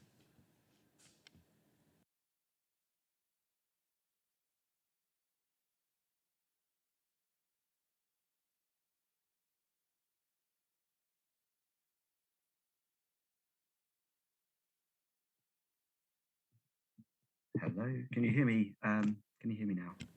Yes, we can. Andrew, thanks for joining. I just gave a very brief introduction to you, and we're very grateful you could join us and tell us a little bit about data and policy and about the submission process, et cetera. So I'll turn it over to you. Okay, thank you for your patience. So I will now attempt to share my screen, which may or may not be successful given given how difficult I found it to actually join. But if someone could just let me know whether they can see my screen at the moment, that would be fantastic. We can see it. Looks great. Okay, so yeah, my name's Andrew Hyde. I work as a commissioning editor at Cambridge University Press, and I'm the commissioning editor who is responsible for the launch of Data and Policy, which is a journal that we launched in 2020 at the interface of data science and policy and governance. And we've been publishing since 2020, so still in quite early days, but we're now in our sort of second volume of publications, and we're really pleased to be working in collaboration with this symposium on a special collection of articles on data analytics for anti-corruption. And so this opening slide is just a brief description of what the journal is about. So what we say in our scope statement is that we're sort of aiming to promote an understanding of policy data interactions by looking at how systems of policy and data relate to each other.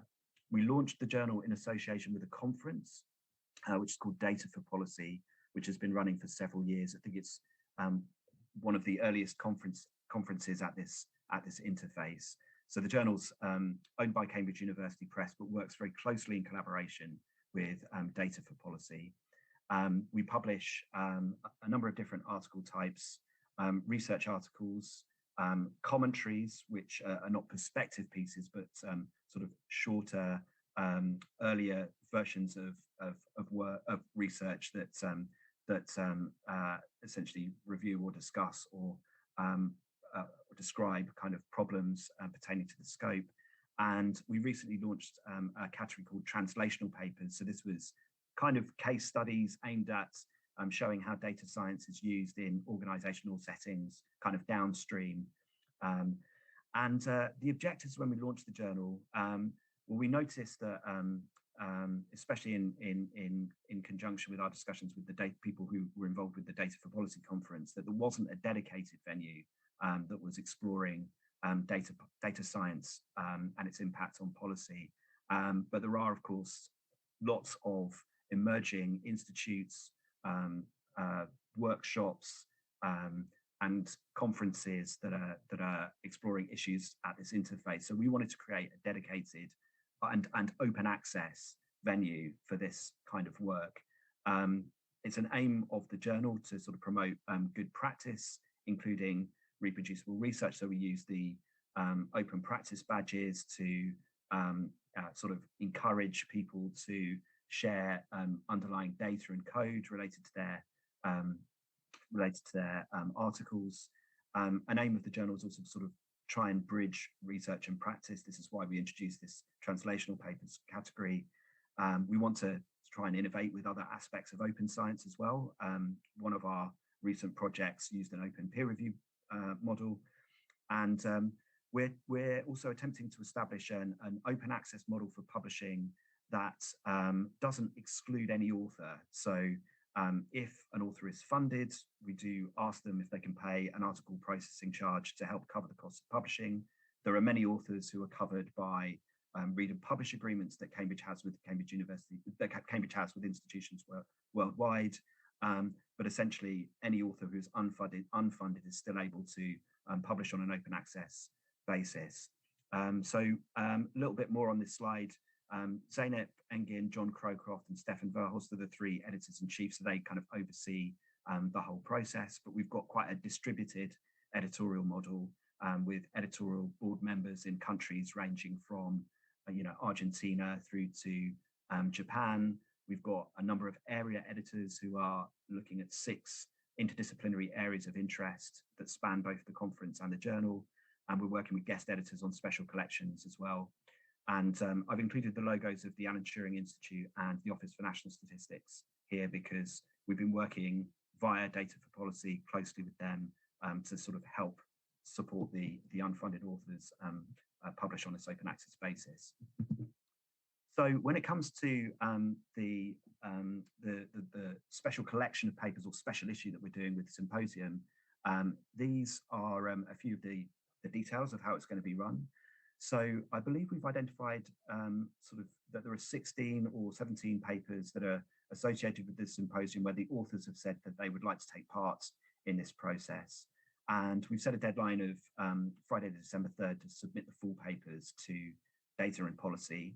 The submission process is pretty straightforward. Authors will need to select the most appropriate kind of category for their article.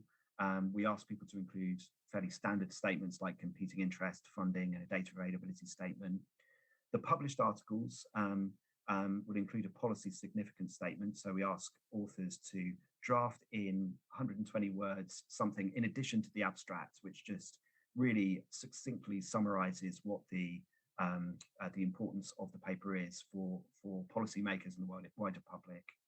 And as I mentioned, we encourage authors, but don't require them to link to replication data and code, which we have some guidance in terms of repositories to use and how to link to it in your data availability statement.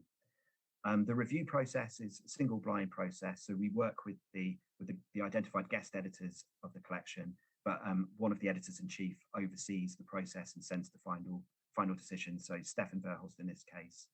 And the research articles go through a review process, which obtains 3 reviews, 2 from more of an academic background who are able to make a judgment about the methodology involved and the rigor of that.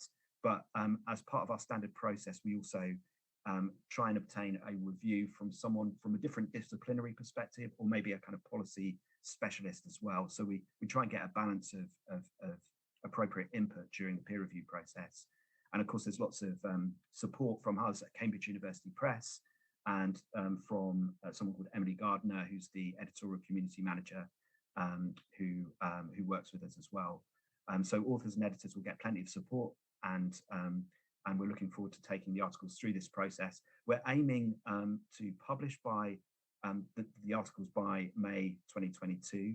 We have the option to either publish those articles as and when they're ready to publish, i.e. as and when they've passed through the peer review process and been accepted, or we can present them together as an issue to enhance their impact and the guest editors involved will be invited to write either a blog or an editorial to accompany the collection of papers. And on the right-hand side here, I've got some icons from other types of special collections that we're working on with some people at the European Commission Joint Research Centre, and recently telco big data analytics for COVID-19 was a collection that we published with some guest editors. So at the end of the process, so this is an example, I appreciate you probably can't see this too well, but the articles will be published as per any other article in the journal, i.e. they'll receive a DOI, they'll have full citation details, they'll be included within the volume, the regular volume of the journal. But in addition to that, we'll sort of present them together on a sort of virtual issue page. What we've got here is an example of the telco big data analytics for COVID-19 collection that we recently published. So this has about 10 or 11 articles from collaborations between telecommunications companies and governments and researchers to try and understand how data analytics can be used to help prepare the world for future sort of pandemics. So there are a number of articles here. This screenshot doesn't really show it very well because we've got a map of the location of the authors, as well as a Twitter feed and a blog feed as well on this page.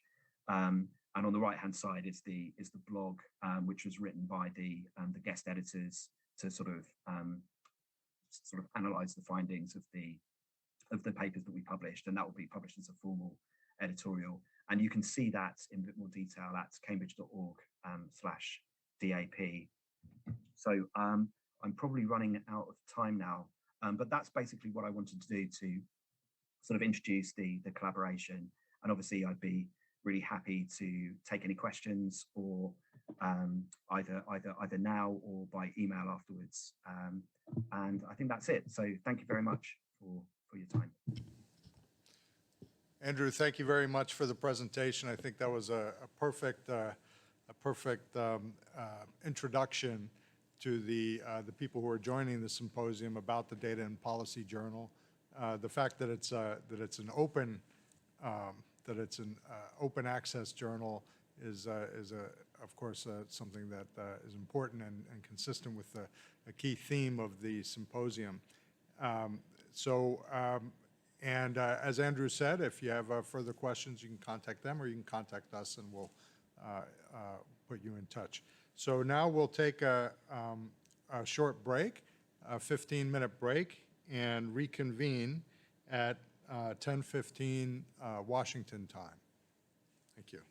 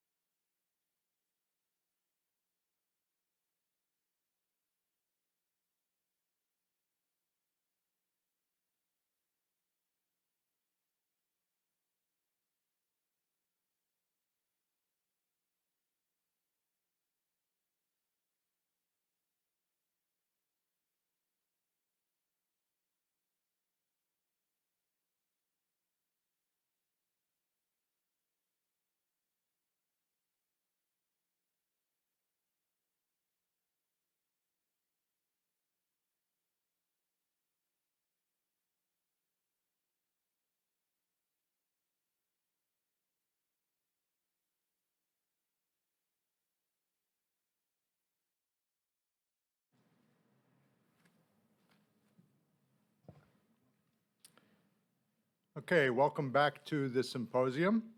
And we've had a very full morning already. Hopefully everyone got a cup of coffee and a little bit of a break. We have 2 more sessions to round out the day, starting with a session from one of our colleagues, Daniel Ortega from the World Bank. He's a senior governance specialist, and he's agreed to give us a presentation on the power of public data analytics to deter corruption. And I believe he's going to leave a little bit of time at the end for some questions. So please do put your questions in the chat, and we'll pose them to Daniel. So Daniel, over to you. Thank you, Jim. Good morning, everyone. Good evening for those of you who are somewhere else. Really appreciate your time. What we're going to be showing you today is work that we've piloted in Brazil, and it's called the Governance Risk Assessment System. What I'll do is I'll show a brief presentation to give you a sense of what's behind the system, and then we'll walk you through a live demo. What we intend to do here, and aligned with the name of the presentation, is to give you a sense of what can be done in terms of data analytics in a data-rich country. That doesn't mean, as I'll explain at the end of the talk, that there's nothing there for other countries or governments that don't have the richness of data that a country like Brazil has. We're actually starting to work with other countries to identify the environment of their data ecosystem and identify what's feasible. So I'll start sharing my screen now, and I'll walk you through the presentation.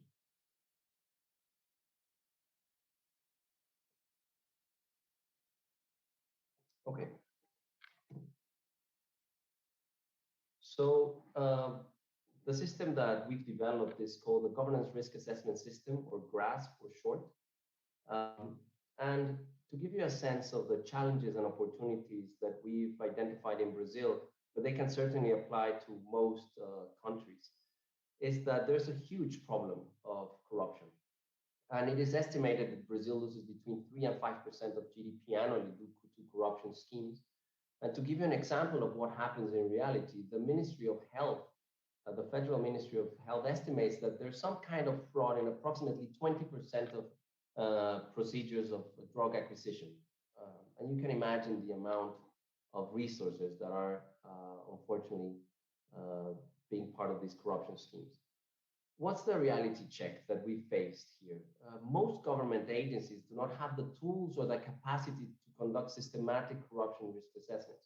The current approaches are inefficient, incomplete. They basically rely on manual analysis and specific complaints and anecdotes, right? So it requires a lot of resources, financial and human, in order to identify potential risks. And even when there's a case, it's difficult to collect enough information to make a strong case to prosecute, for example. And to give you an example again of the magnitude of the issue in a state like Sao Paulo in Brazil, over 48,000 companies participated in bidding processes, right? And it's basically impossible to audit this systematically if you're doing manually. But what's the good news? The opportunity. So the use of data analysis is perhaps the only way in which Brazilian agencies and other agencies across the globe can systematically identify public expenditure risks and allocate their resources better. And what you're about to see is a system that we've piloted at different levels of government. Federal with the Ministry of Health, state, Rio de Janeiro and Mato Grosso, and the city of Sao Paulo. But before showing you the demo, let me walk you through a little bit of what's behind the system, so you get a sense of the issues of data and what have been doing. So the GRAS is basically a system that, as of today, identifies approximately 200 red flags of potential fraud. And as I mentioned, it has been piloted at different levels of government. And there are 4 pillars under which GRAS is based. The first one is the relevance of public data. we use public data to build one of the largest data lakes in the world. I'll have another slide on the type of data, but it's important to mention that approximately 97% of the data is publicly available. The second pillar are the analytical underpinnings. So the team conducted extensive research, and obviously we consulted with the practitioners, right, who are in the day-to-day suffering the problems of manually trying to identify these types of fraud. The third pillar is scalability. From the very beginning, the team thought about not only taking this across Brazil, but beyond Brazil. And we use open source data, and we use a scalable strategy that we can discuss a bit later. And finally, and very important, is obviously the client orientation.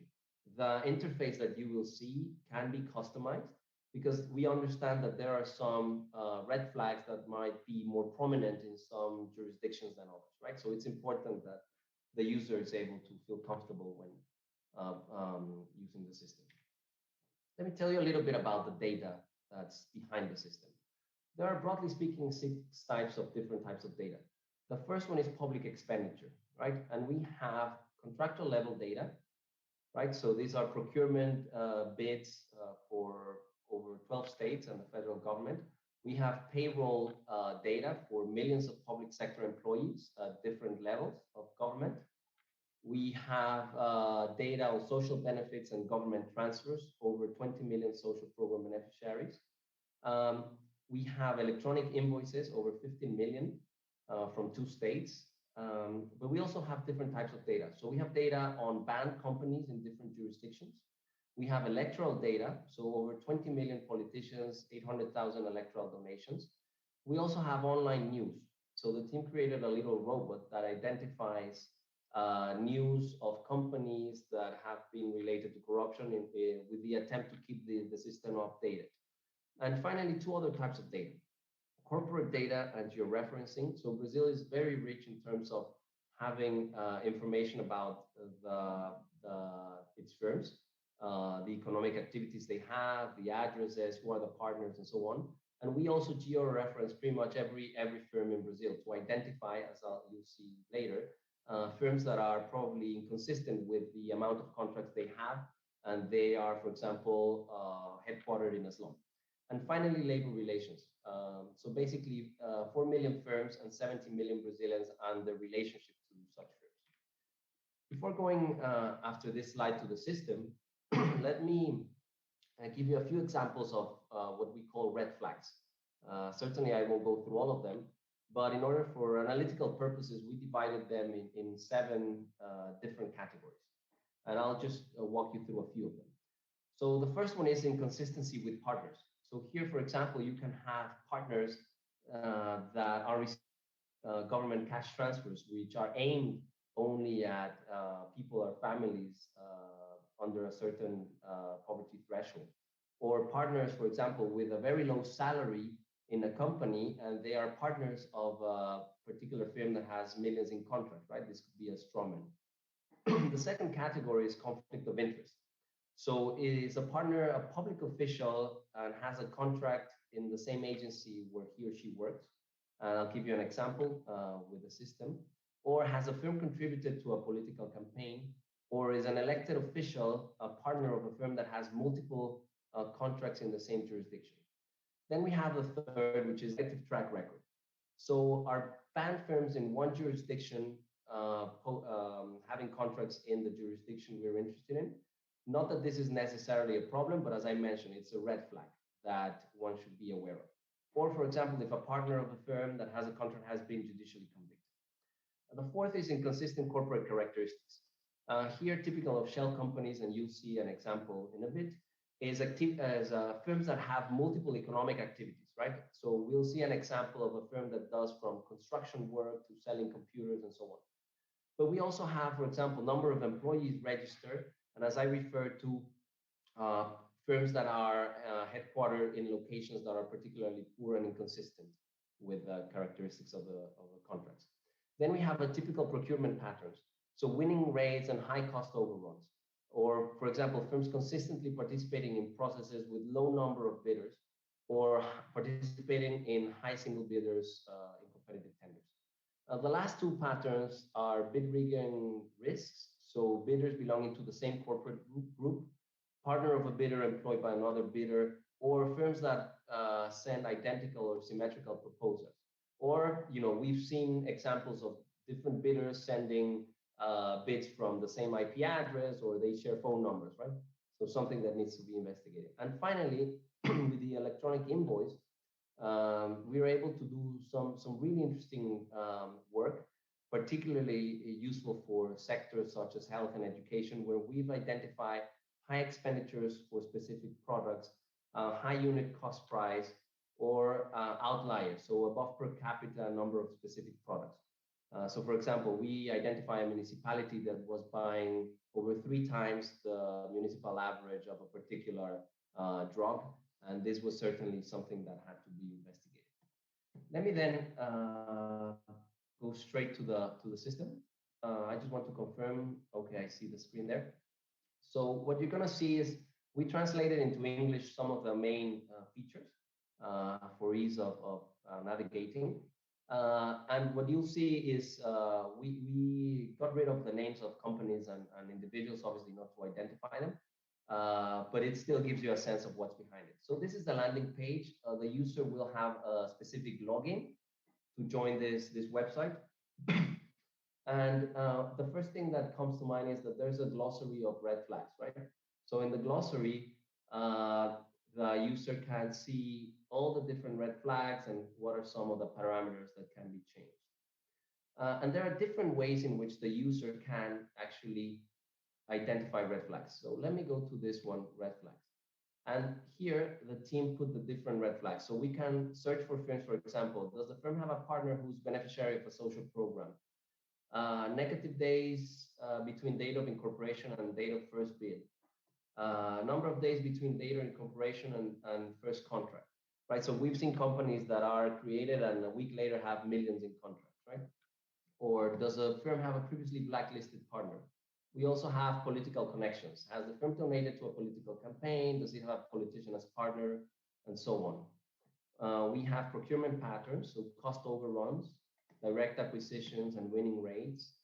Public servants, does the firm have a public official as a partner, or has the firm executed contracts in the same jurisdiction as a public official? Some bid rigging red flags, and collusion among bidders, so stubborn losers. So let me, I opened already a few of them, but let me identify here one that we know of. Does the firm have a partner who is beneficiary of a social program? So we filter the firms here, and the system immediately shows that these filters were applied to over 10,000 firms. These firms account for over 36 billion reais in contracts, and 33 firms have this filter. And here, for example, I'll choose the very first one, right? It tells me the value of contracts and proposals. So I choose this one, which starts with NU. I've already opened it for ease of navigation.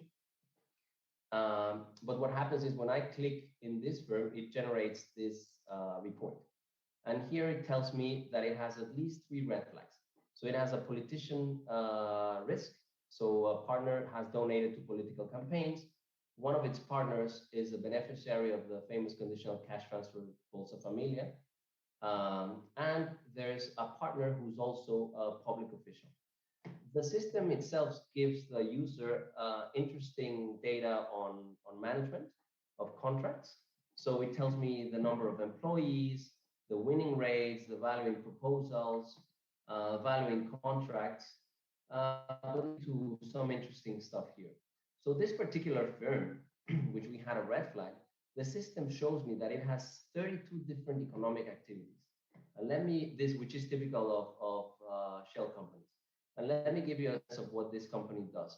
So they do construction companies, they do illumination, lighting, in airports and public places.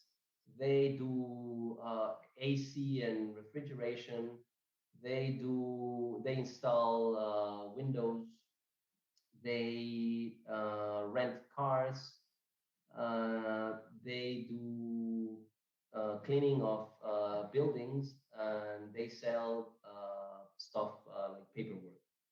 So it gives you a sense of where this is going.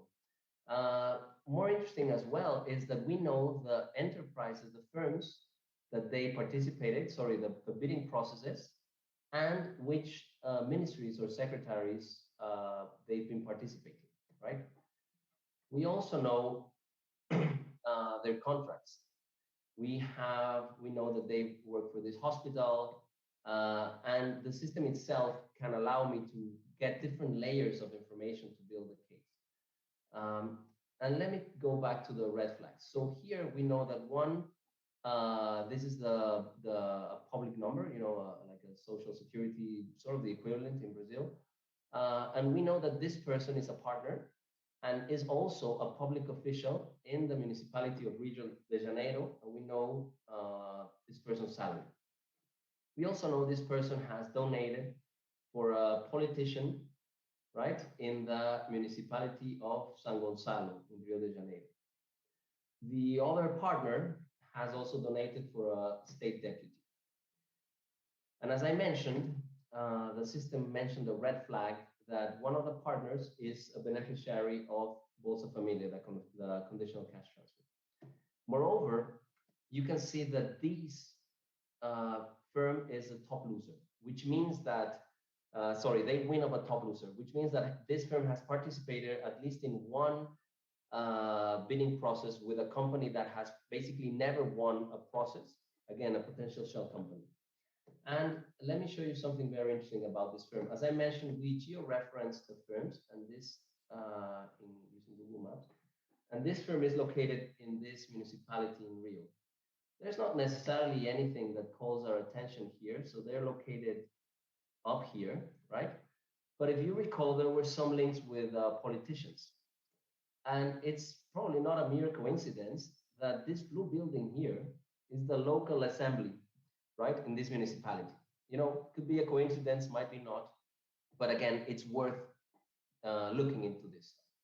Let me go back to the landing screen. Another thing that we can do is search by public entities, right? So these are the different government agencies or ministries, and I'll here just get the one that has the most in value, 6 billion reais, and I open it here. So it creates a report. And here you can look at the potential fraud by agency. So here it's telling me that this agency has 6 billion in contracts, has received 72 billion in proposals, and it has received already 1 billion in payments. And it shows me right here the red flags. So this particular ministry has contracts with 19 firms that have politicians as partners. 2 firms with high level of economic activities. In this case, we set it up at 30, but that can be regulated. It has contracts with 10 firms that have been banned in different jurisdictions, and 5 of those firms have beneficiaries of conditional cash transfers. Obviously, the system here gives me who are these firms and so on. I want to leave some time for Q&A. So let me then show you something else. We've identified that one of the key problems that Brazil is facing is that there are a number of public officials that are partner of firms, and those firms have contracts in the same jurisdiction where a person works. So this is just a different visualization, but I think it's very appealing. So here we've identified a person that's that we've tracked him, and this person is works in this municipality in Brazil. We know that he's a driver, right? And he's a partner of a firm that has over 9 million in contracts. And what the system can do is, if we zoom in, all of this, right down here is the state, and every single dot is a municipality. So if we zoom in this person, it shows me the linkages in this specific municipality. So this person, Mr. Kennedy, is the driver in this municipality, and he having a blue dot or a yellow dot means that that person works for that municipality and is a partner of a firm that has a contract in that municipality. And this is important for policy options, right? Because it might not necessarily be illegal, but maybe conflict of interests have not been fully disclosed. And you can see that, unfortunately, right? This prevails across the state, right? Every single red dot is a municipality, and you can see the amount of people that are public officials and partners of different firms. Let me go back to the presentation, and just to wrap up, give you a sense of the preliminary results and what we're thinking to do next. So preliminary results.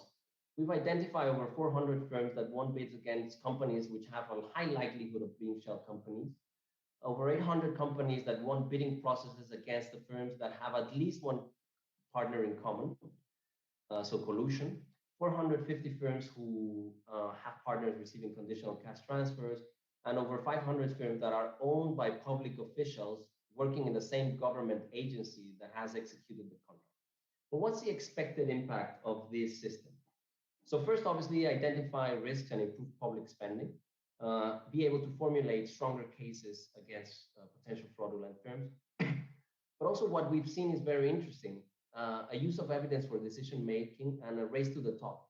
So every single government that we've shown the system, be it Brazil, Uzbekistan, Colombia, people have requested the system. So this will probably become a commodity, hopefully, and we'll see, hopefully, governments trying to acquire or get the system. It also, this comes from a Secretary of Finance, can send a positive signal to the market and companies that are very competitive, but because they're aware that there might be some collusion and problems of corruption in public biddings, don't participate, and that brings prices up of certain items. So by having the system, it can send also a positive signal to the market and firms that have not necessarily been active in these types of bidding process. And finally, and probably more obvious, increased transparency of public expenditures and public processes. So what we've got some reactions from different governments is that, you know, Brazil is very transparent. They publish a lot of data, and some other countries have this data and they understand it's of public nature, but it's not out there. So when they see the use case of the system, we've had some positive reactions in trying to push forward the transparency agenda. And finally, to wrap up, a sense of what the use cases, current and future. So the one you saw is the government risk assessment system. But we're currently working with one state on trying to identify tax evasion patterns. So detect shell companies being used to avoid taxes, what's generally called carousel fraud. We're also doing analytical work, so artificial intelligence and expenditure research agenda on health and education. This has huge potential. We're creating partnerships in Brazil and elsewhere. But there are two other things that are particularly relevant. The public expenditure patterns, right? The use of electronic invoices has a huge potential. Some states are already starting to do this in Brazil. And finally, money laundering. Again, a very interesting agenda that has a huge potential to identify the networks between potential criminals and firms. So I'll stop there. If there's time, Jim, I'm happy to take questions. Thank you for your time and attention. Daniel, thank you for the excellent presentation. It did indeed inspire some questions. So one from a block of questions from Camilo Cetina. You referred to public data, but how open are data sets in Brazil? Do you mean structured and machine readable data, or did you have to convert PDFs, et cetera? Did you pull data sets directly from sources to your platform? We also have a question from Raisa Dantas to Daniel. How can we access it? Can anybody create a login, or does it have to be through a university institution? I'll let you answer those two, and then we have a couple more. Thank you, Jim. Yes, so Camilo, I refer to public data. Yes, it's mostly open data. It's data that you can find in different portals, expenditure, and so on. The one that is not publicly available, it's for those that have worked in Brazil, it's called the RISE data set. But to be honest, there are numerous researchers that use this data set. What happens is that you need to request to the Ministry of Economy a research proposal, and generally you're granted the access. The other type of data, I call it public by nature. So for example, in a couple of, one state and one municipality, they have their expenditure data, right? So how much they've spent in such and such medicine. And in the conversations, the secretaries understand that this is public data, it's public money, but they haven't found a right place to put it. So I do see this becoming public and publicly available. In terms of the structured data, most of it is structured. What we found, since we've been working in different places in Brazil, is that there are limited ways in which you can organize procurement data, right? So generally, you will always have the firms who participated, how much was the offer, and so on. So the team actually created algorithms that can now take the different ways in which the rows and columns are organized and simplify it. And we've actually have done some work with converting PDFs, but we've made a plea to the government to stop using PDFs. We had a meeting with civil society organizations, and this was something that we were very vocal about, because it's not enough, as you know, to put it out there if it's not machine readable. So this is what seems a small issue, but with huge impact. In terms of access to the system, right now it's in the pilot process. So we're actually working with the governments to give them, to grant them access to the system. So only a few people have seen the results. That's why we have a version that it's anonymous. And we expect that in the coming months, the pilot municipalities and states will have access to the system. So unfortunately, as of today, we don't allow the system because it has some liabilities also for the rollback. Jim, I can see the other questions here. So you want me to try to address them? Please, yeah. So with Karen, sandbox environment, we don't have that yet. This project was one of the winners of the Disruptive Technologies for Development program in the World Bank. So we were able to be disruptive, as you can see, and bring in great people to put this together.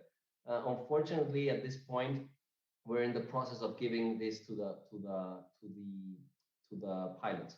The good news is that the team understands the value of the system, and we want this to become a public good as much as possible.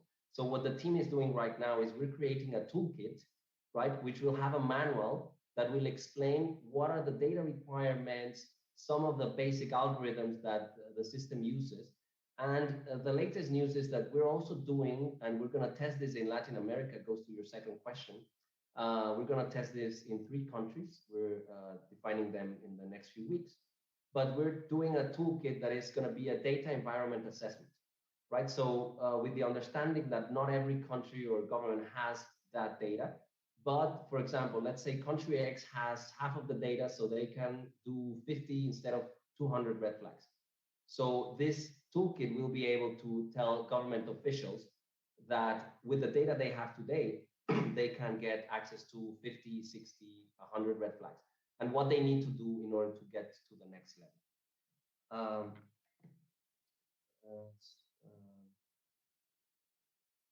So the tool, who have been our main partners? So yes, controllers, controller generals, they are our main counterpart, but also 2 other agencies, secretaries of finance, right?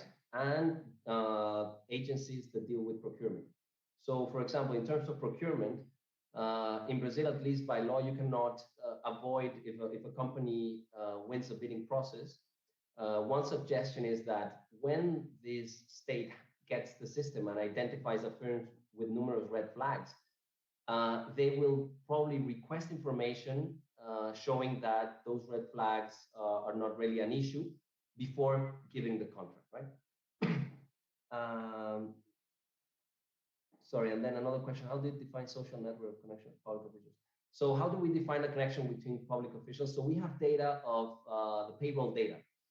So we merge data from the payroll of all the states and municipalities and federal government with a data set that is updated annually and gives you the link between the employees of a firm and the person. So we're able to, with unique identifiers, merge that data and get that connection between a public employee and a firm.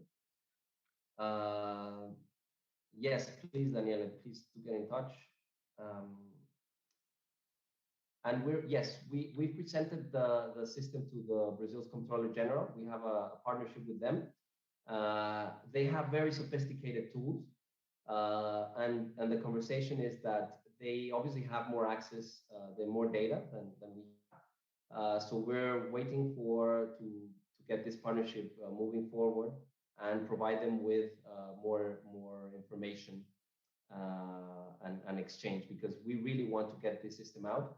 The good news is, again, we've had requests from different governments, and we really want to invest in this tool, make it a public good with the manual, because we believe it should be a commodity. Thank you.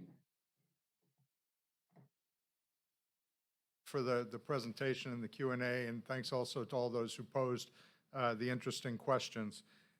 I think now we can go straight into our next session. This is a panel, again, with some of the papers that were submitted as part of the symposium on using new data sources and methods to measure the impacts of corruption.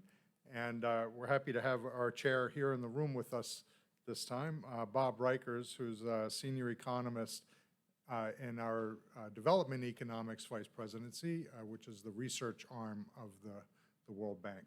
So Bob, I'll turn it over to you to introduce the others. And you can sit either at the table or, I don't think it matters.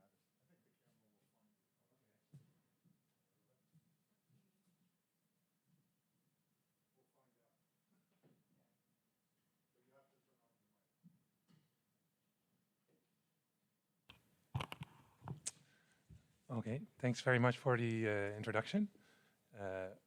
We have a very exciting session ahead of us. And I would like to invite the first speaker to start. We will have 3 presentations of 15 minutes each, followed by short discussion and questions. So please, go ahead, take it away. Perfect, thank you. Can you hear me and see my screen already? Yes. All right, perfect. Thank you very much. And Daniel, hopefully we will see your pilot out for everybody to use soon, because I already have a lot of great ideas as a Brazilian person studying corruption. And hopefully it will be, as you said, a public good for everybody.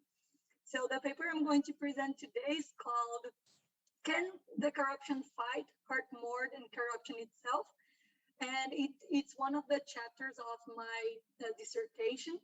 I am a PhD candidate at the University of Illinois at Chicago. And as usual, this was a kind of a very ambitious title.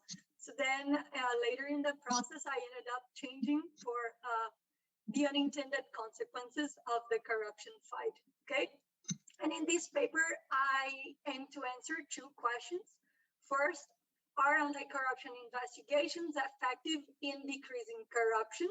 And as we saw in these 3 days of symposium, sometimes the answer is yes, sometimes the answer is no. And what I'm going to tell here today is that at least the operation I am investigating in Brazil, the Operation Car Wash, was in fact effective in decreasing public procurement corruption. And then I investigate the downstream effects. Okay, but are even for effective anti-corruption initiatives, are there downstream consequences for this anti-corruption fight? And then, as I mentioned, I am going to use this anti-corruption investigation called Operation Car Wash in Brazil, that was launched in March 2014. It's still an ongoing criminal investigation that runs in secrecy, and it started as a normal anti-corruption investigation focusing on money laundering schemes, more specifically in these people called doleros, which were black market money dealers. But later on, through secret plea bargains, these doleros revealed a systematic bid reading scheme comprising the biggest civil construction companies in the country and also the biggest public institutions in the country. And then the variation, the exogenous shock that I'm going to use, it's actually the launch date of the final judgment phase, which is one of the phases of the Operation Car Wash, in which the cartel was dismantled. So for the first time in my lifetime, I had seen important people and well-connected people actually being arrested and going to jail. Okay, so out of which these 155 people that got arrested, 2 were former Brazilian presidents and over 50 were top executives.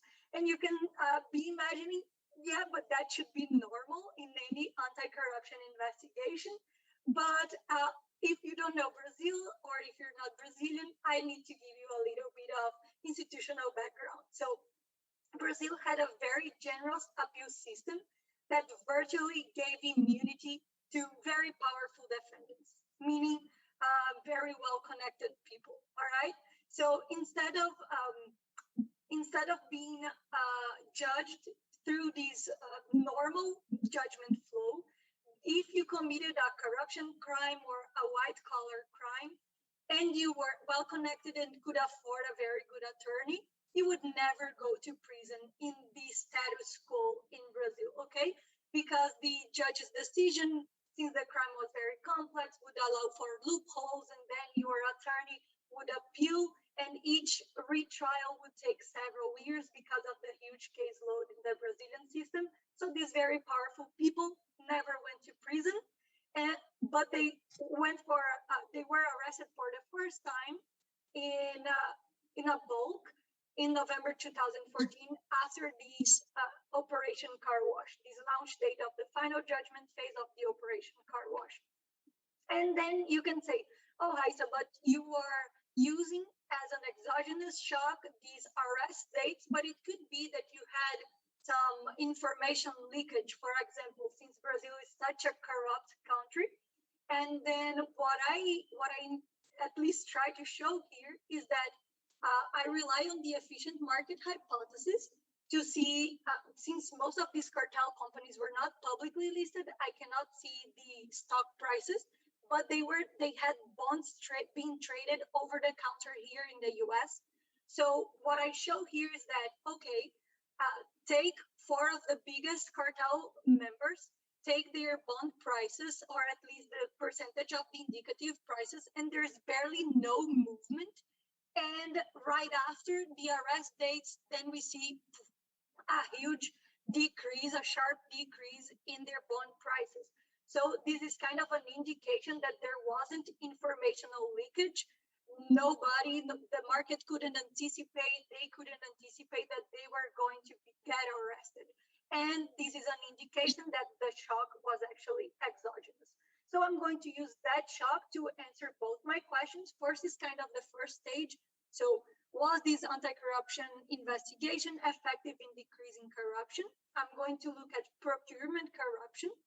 And then I'm going to investigate the downstream effects in the labor markets.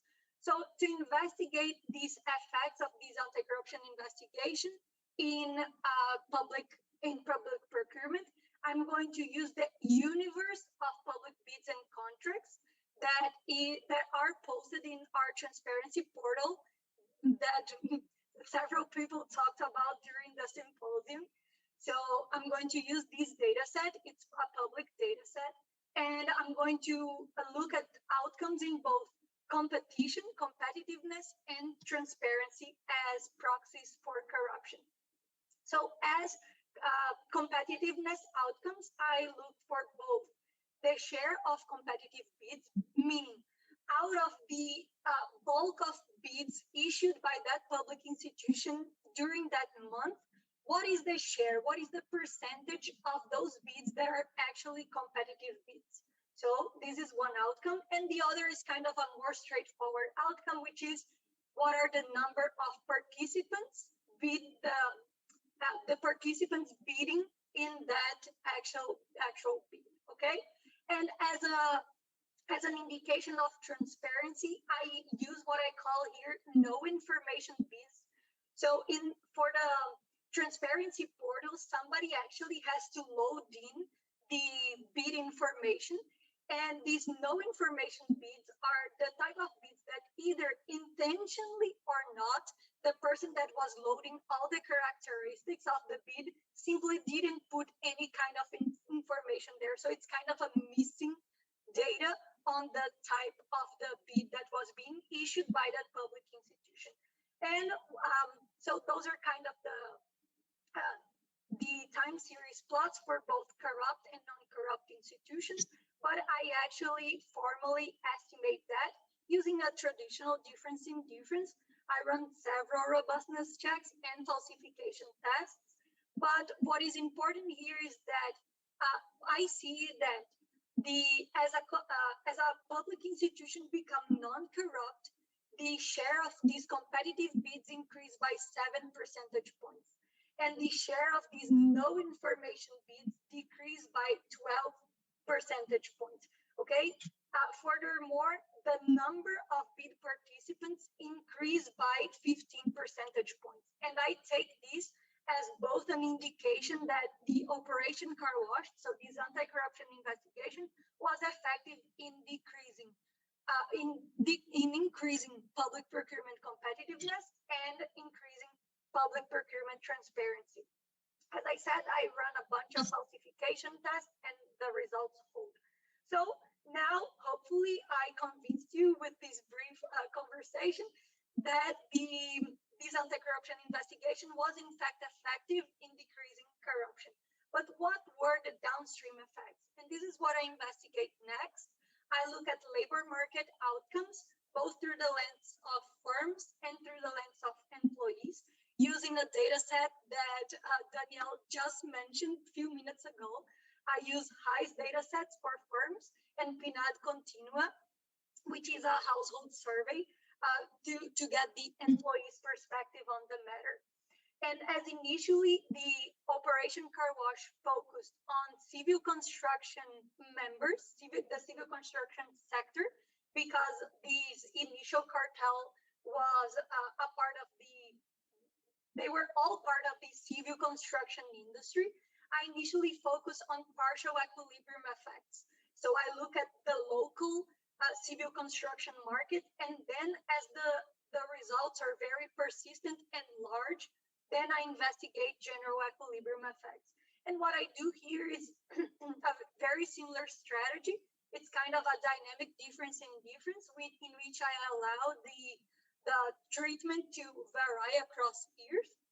So what I found looking at the firms is that the locally affected firms are less likely to remain open. So they are more likely to close by 8%. And those that actually remain open, they are more likely to downsize. And the effects are mainly concentrated on the large firms. Then when I look at the employee's perspective, I see that the locally affected workers within the civil construction industry, they are less likely to remain employed, and 7% less likely. And this is actually my favorite graph in the paper, because it's not all types of employees that are being affected, are actually the most vulnerable ones. Those workers that actually had previous links to the informal labor market, those are being the most affected, while those people that were always in the formal labor sector, they're barely affected by the Operation Car Wash. Furthermore, I perform heterogeneity analysis across demographics to see if actually the effect is mostly concentrated among the most vulnerable ones. And I actually see that yes, the young and the young part of the population is mostly affected as well. And then, as I said, I look at the national labor markets. So actually, I look at general equilibrium effects, and I see that mostly the results corroborate with the local effects, and the effects are mainly concentrated among large firms and mainly concentrated among the people in the that had prior links to the informal labor markets. So to sum up everything that we discussed, the OCW decreased, so the Operation Car Wash was effective in decreasing procurement corruption as it increased procurement competitiveness and transparency. But these effective anti-corruption actually had deleterious effects in the labor markets. Firms closed, employees got fired, and there wasn't any kind of public policy or safety net developed in order to put these employees back again into the labor market. So as we see, there was a persistent increase in unemployment rates in the country. The results are not only partial equilibrium effects, we had spillover effects, so we also have general equilibrium effects, both in firm shrinkage, firm closure rates, and unemployment. And the results are robust to several falsification and robustness checks. Thank you very much. Okay, thank you very much, Raisa, and also for sticking exactly to 15 minutes. I hope other speakers will follow suit. And I'll give the floor to Craig Hammer, who will provide some comments, after which we'll open the floor for questions from everybody. So also, please enter your questions in the chat if you don't feel comfortable speaking up. Thanks, Bob. And let me thank you and Jim and the conference organizers for the chance to join you today. I really want to thank Raisa also for her really compelling and eye-opening presentation. First, I think Raisa has asked the right questions about the effectiveness of efforts to curb corruption and the potential downstream implications of these efforts. As we've seen through the last few days of the symposium, one can ask these questions in a way which is compatible with the acknowledgement that fighting corruption is indispensable to social development and sustainable economic growth. It brings to mind Merton's law of unanticipated policy consequences from the 1930s, and it was a key message of the 2017 World Development Report on governance and the law. You may remember the report emphasized that governance and anti-corruption practitioners have to anticipate unintended consequences of interventions, and that this understanding emerged from organizational change literature, essentially that complex problems require solutions-based and incremental and adaptive efforts, which need to be supported by strong learning feedback loops. You might remember the WDR also went on to say that we must assume that the progress of reforms will not be linear and that adaptations will be necessary to reduce the risk of reversals. The WDR also made the important point that efforts to change the policy arena can trigger opposition, backsliding, and unanticipated consequences that are both positive and negative.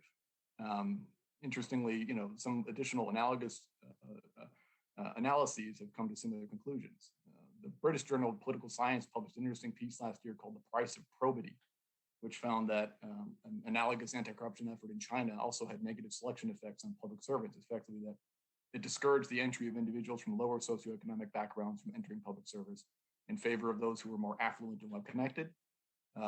Similar analyses of unintended effects of anti-corruption efforts in sub-Saharan Africa have offered new insights into how some efforts have inadvertently resulted in disguised corruption rather than its eradication. The lesson being that from context to context, there may be hidden human capital costs and unexpected negative outcomes associated with corruption elimination efforts. And when looking to LAC in particular, it's clear that the broader implications and effectiveness of the fight against corruption need to be better understood. This includes both the substance of Rice's analysis on potential consequences of governance transformations in local labor markets and firms, but more broadly, we need to examine political economy considerations more carefully. I think Rice's findings are also interesting when you look more broadly at how LAC has fared in the CPI over the last several years and what we understand about corruption in the region in general. So effectively, despite a lot of efforts to promote and enable good governance and the effectiveness of Operation Car Wash, the region's scores haven't changed very much. So the bottom line is I think Raisa makes a very compelling point. and a convincing argument that a broader understanding of the potential consequences of anti-corruption efforts is a useful and important line of inquiry, and that analysis like this could be an important lens through which organizations like the bank design and implement future support operations and prioritize additional complementary actions like safety nets, as you suggested, or training for employees or local employees who might be affected by some of the outcomes of this work. Let me stop there to make some room for some questions.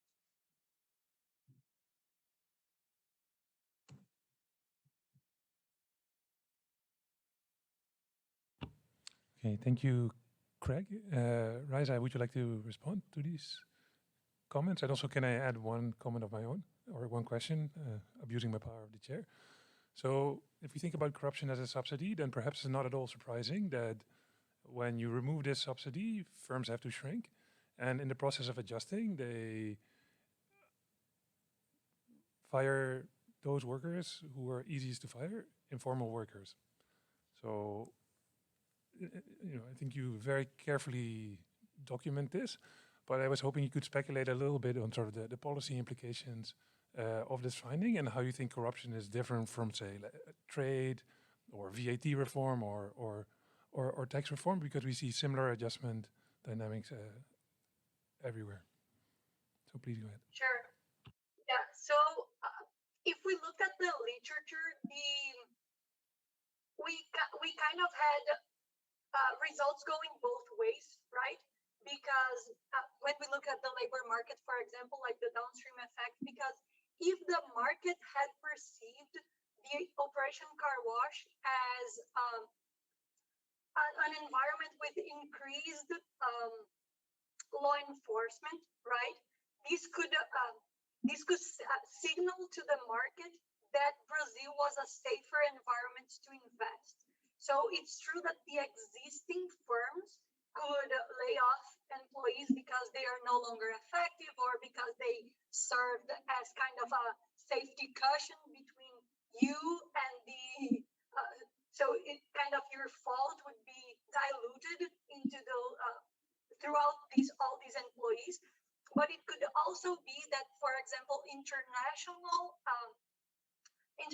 investments would arise as an output from these effective anti-corruption, and that actually would create new firms and create new employment. But that's not what I actually see. I didn't investigate the flow of investments itself, but when we look at least the net number of firms, the net number of firms in that buckets are actually decreasing. So even if new firms are arising, more firms are closing than firms are arising. So this is kind of the trade-off, because investors could see that after the Operation Car Wash, Brazil was actually a safer place to invest in, right? So ex ante, the effects were not clear that they would go in this direction. Same thing with the corruption itself, and we saw in several presentations during the symposium, not necessarily the Operation Car Wash would actually decrease corruption levels. If the corruption levels were so intrinsic, it could be that we wouldn't see any change in behavior in the public procurement. Does that answer your question? Absolutely. In the chat, there's a question about potential longer-term effects. In particular, Giuliani Biagini asked, do you expect there to be longer-term positive effects on the labor market? Yeah, Juliana, so my analysis only goes until 2018, because in 2019 we had a shift in the political party ruling the country. So the effects could be confounded, but at least for now, what we see is that the effects are very persistent. They are kind of reaching a new plateau of unemployment and a new plateau of the number of firms in that industry, as if, and I can never say for sure, as if now the country is actually reaching its efficient level of employment and the number of firms. So then now, if nothing is done, if there is no safety net program, if no program is created to an entrepreneurship program or job training program or foreign investment program, if nothing is done in the country, most probably this is kind of the new plateau of unemployment and the new plateau of the number of firms we would have in the country, because not only we had this partial equilibrium effect, we also had spillover effects across industries. Imagine that we had a huge, let's say, port being constructed by a cartel member. Now this construction site is abandoned, and before that construction site hired 10,000 employees, let's say. So we had restaurants, we had hotels, small hotels chains, and everything around that port that actually has these spillover effects. Now that you no longer had these 10,000 employees, the restaurant is going to close, the grocery store nearby is going to close. So I actually see these spillover effects across other industries as well. Thank you. Okay, that's great. I would like to continue to the second presentation, which is entitled Sparrow Hawk for Good, the impact of an anti-corruption campaign on enterprise TFP evidence from Cameroon. Thank you very much, Bob. Can you hear me? Yes, loud and clear. Sure.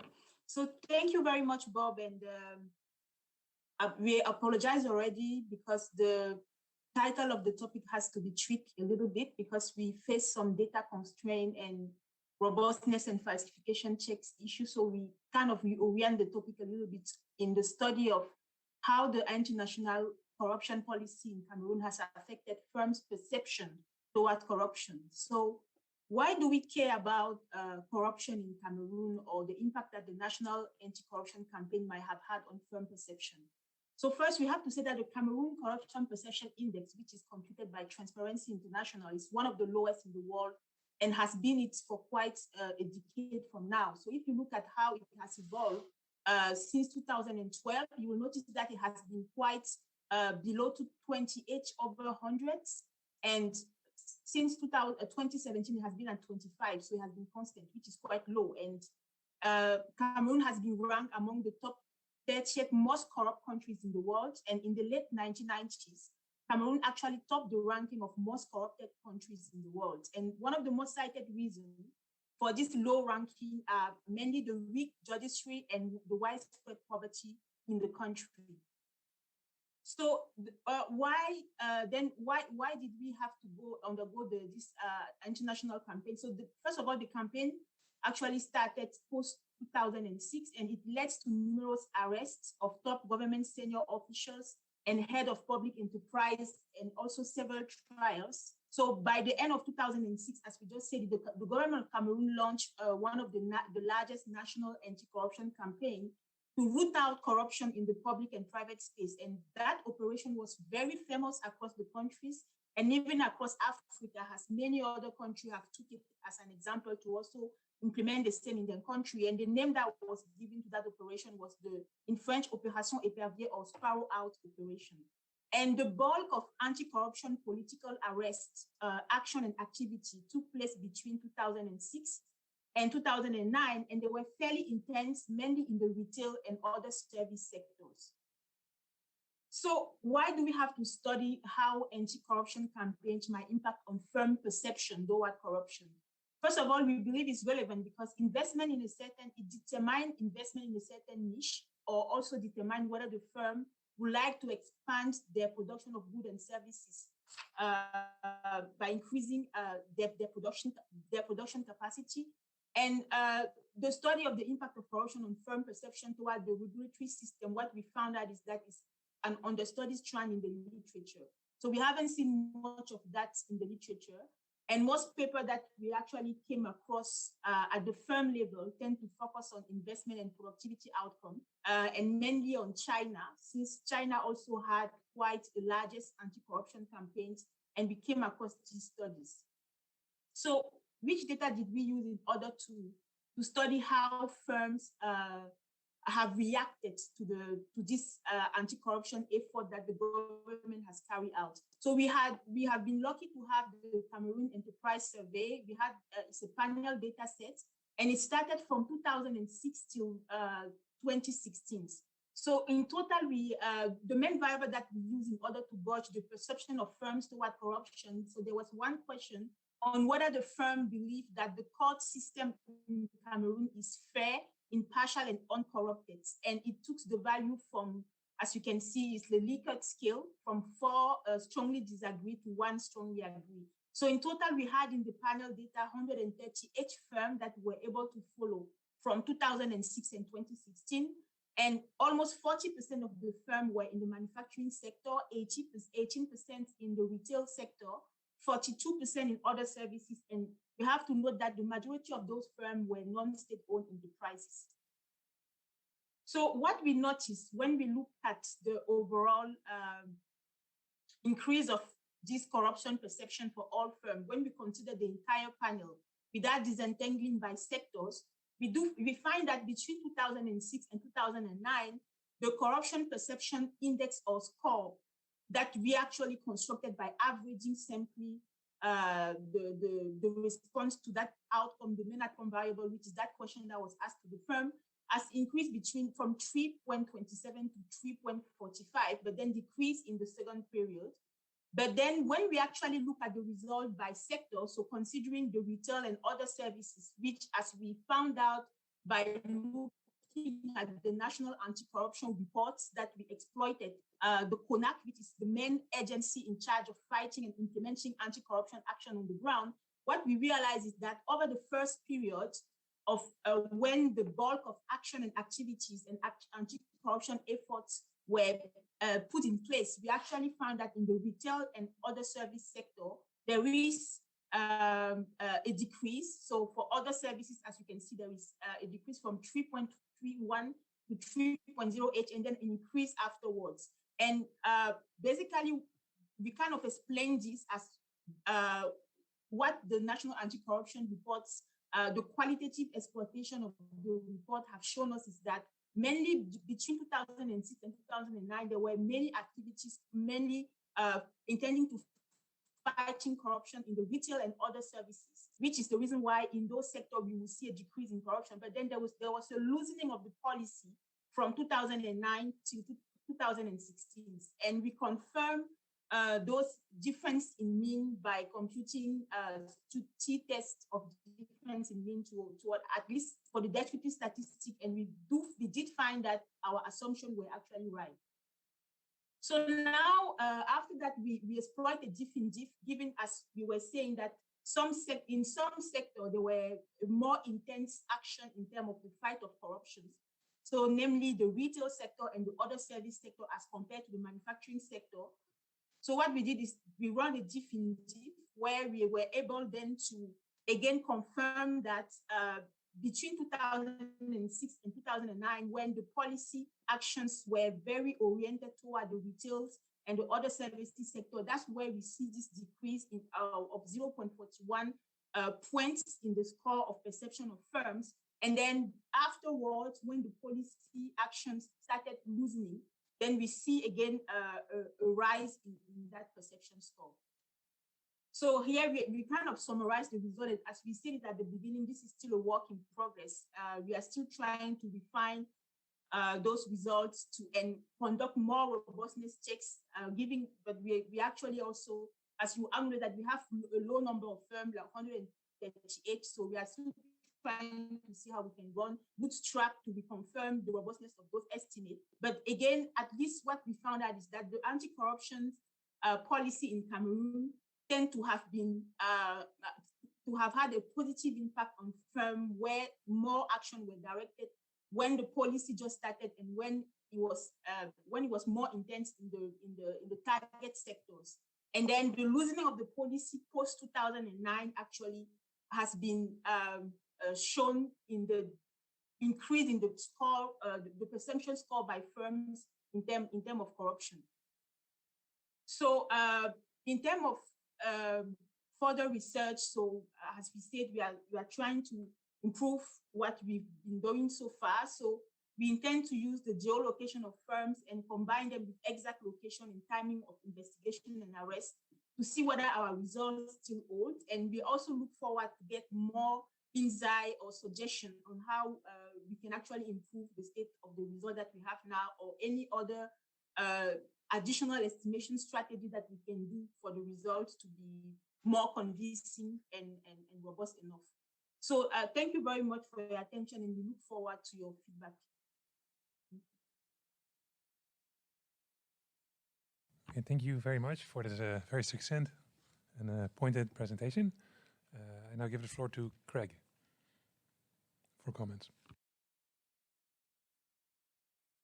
Thanks very much. And just maybe a few high-level comments and thoughts. Here we get to some potentially more heartening findings and recommendations that probably resonate with colleagues here and across the World Bank's governance goal practice in particular, that Cameroon should pursue and intensify its anti-corruption campaign, which you've suggested has improved firms' perception towards corruption, at least with respect to corruption in courts during the most intense period of arrests, and which can then lead to a better investment climate for these firms. This finding is relatively consistent with broader understandings, including bank analyses, which demonstrate that corruption impedes investment, and in doing so, it negatively affects growth and jobs. Or put another way, those countries capable of confronting corruption often use their human financial resources more efficiently to attract more investment and grow more rapidly. This is similar, I suppose, to the larger discussions around the so-called rules of the game, which stabilize participant expectations around predictability of transactions, the value of goods and services, and other fundamental aspects of social organization on which people have to rely.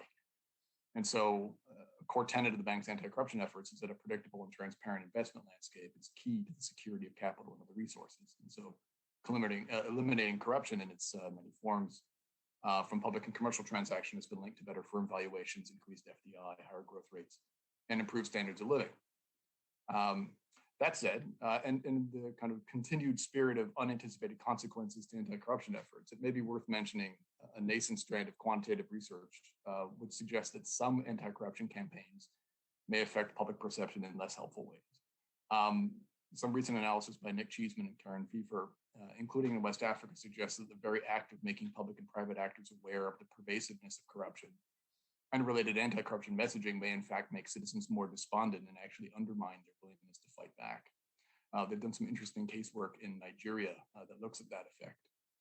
In other words, the authors of that analysis suggest that telling people about corruption might actually exacerbate the collective action problem by encouraging individuals to go with the flow rather than standing against corrupt acts. It speaks to challenges we've heard before about the need to tackle the problem without leaving the public feeling exhausted and demoralized, and potentially susceptible to contributing to the problem through inaction or incidental complicity. But even with the right anti-corruption formula, powerful interests often persist, as you know. Norms may compete in ways that undermine implementation of anti-corruption efforts. In the case of Cameroon specifically, the 2017 WDR points out that studies have looked at the effect of the so-called practical norms on the impact of anti-corruption efforts and their relative effect on countries' institutions. For example, laws establishing meritocratic civil service have gone unimplemented in Cameroon because of the practical norm that people should not be sanctioned for breaking the rules unless it's an egregious violation. The importance of social networks and neo-patrimonial logic have also undercut the willingness of some officials to sanction workers. And so effectively across regions, there is sometimes a gap between official rules, actual behavior, and what's being reported in terms of public perceptions where alternative norms exist. This strand of research might be relevant for your further analysis because it speaks to how public perception pendulum swings both ways and may also have implications for countries' investment climates. But with that tiny asterisk in mind, I just want to say I really enjoyed this analysis. I found it persuasive and look forward to following your further analysis, including the geocoding components of it, which should yield some interesting insights. Let me stop there. Thank you very much, Craig, for your very insightful comments, and we will definitely pursue this, and we look forward to continue having your feedbacks on the next iteration of the paper.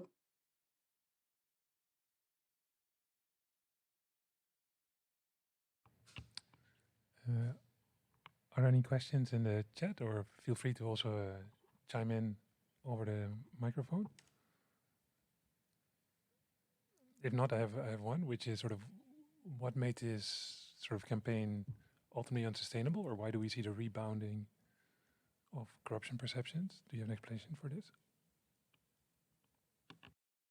Yeah, sorry, can you repeat, like, why do we see the rebounding of the perception after 2009? Yes, why were these effects not durable?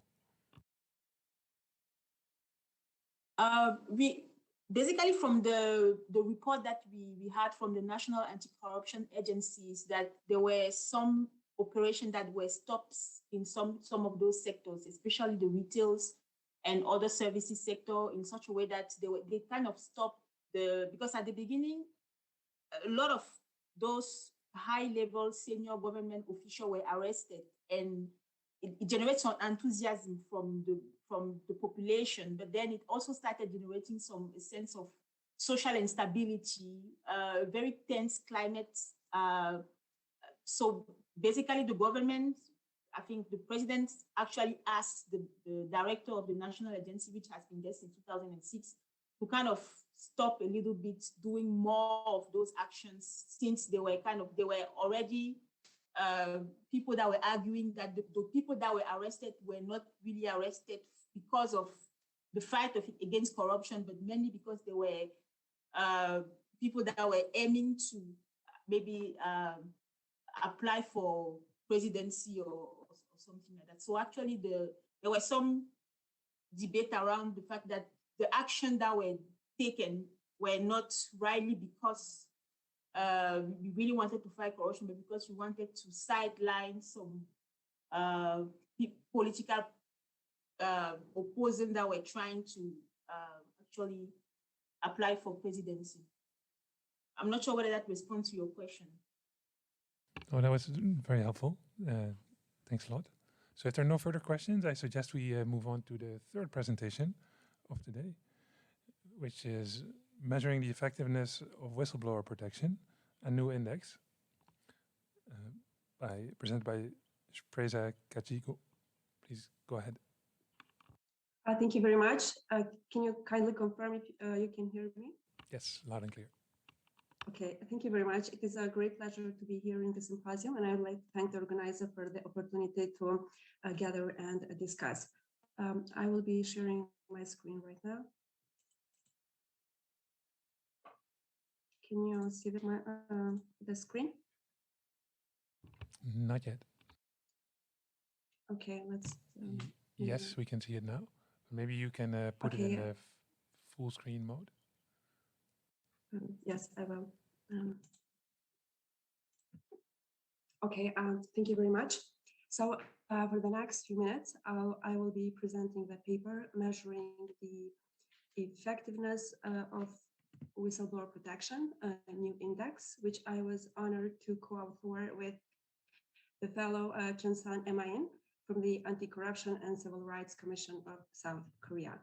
So just to give a bit of background and context, whistleblowing protection is critical to controlling corruption, and many countries have enacted various whistleblower protection laws, which provide for various measures of protecting whistleblowers, as well as they provide for different reporting channels. More and more nowadays, we are witnessing emergence of digital whistleblowing platforms that also impact operations in public administration. As well as I would like to mention that the approval of the directive on the protection of persons reporting on breaches of the union law in 2019 was an important milestone for addressing harmonization of legislation across the member states of the European Union. However, as the monitoring report of the DJ West project shows that some countries are lagging behind in deadlines for transposing the legislation. So the main objective of the paper is to suggest a new index. We use two case studies, South Korea and Kosovo, to explore the following research questions. Can we measure the effectiveness of whistleblower protection, and what conditions do we need to make the whistleblower protection law work effectively? The reasons why we have chosen to work together in these two cases are different, but mostly we were able to access data. Some of the data that we use are produced by the Anti-Corruption Civil Rights Commission of South Korea, and also on the Kosovo case, we use data from a survey that was a survey with public officials. That's original research that I conducted during my doctoral research, as well as some secondary data from the Kosovo Anti-Corruption Agency.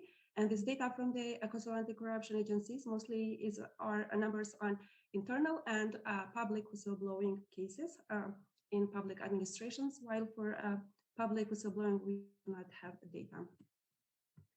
So there are, on the literature, there are differences in various jurisdictions regarding the provision of options and numbers of channels of whistleblowing. Several factors influence effective whistleblowing processes.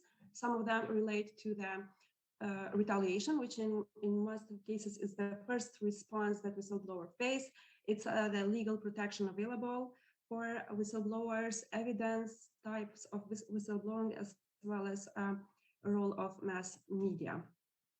So as a recent report by Feinstein et al. Shows, the mere existence of legislation for protection of whistleblower does not imply that indeed their interests and rights will be protected accordingly.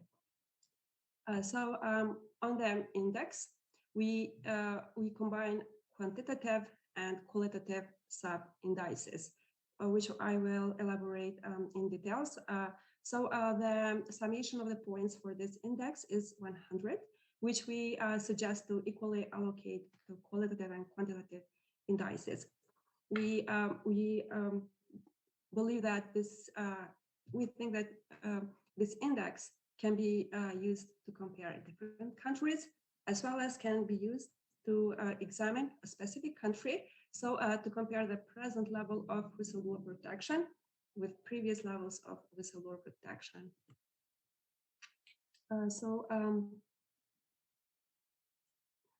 Okay. So this is how the index looks like. Under the quantitative sub-indices, it is we thought it's important and of course indispensable to include existence of institutions as main criteria, which is composed of other 5 indicators, other 6 indicators, such as guarantee of possession for whistleblowers, physical safety, protection of ID disclosure, prevention of disadvantages, financial rewards, and others. The second criteria under the quantitative sub-indices are rates for protecting whistleblowers, such as request rates and as well as acceptance rate.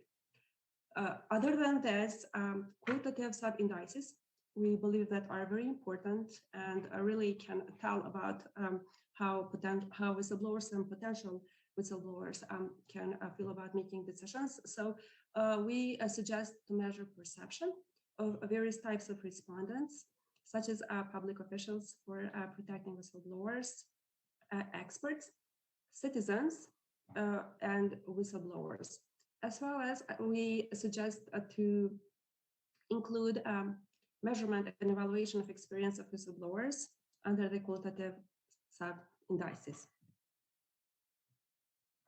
So when we talk about qualitative sub-indices or measurements, the questions can be like with Likert type scale.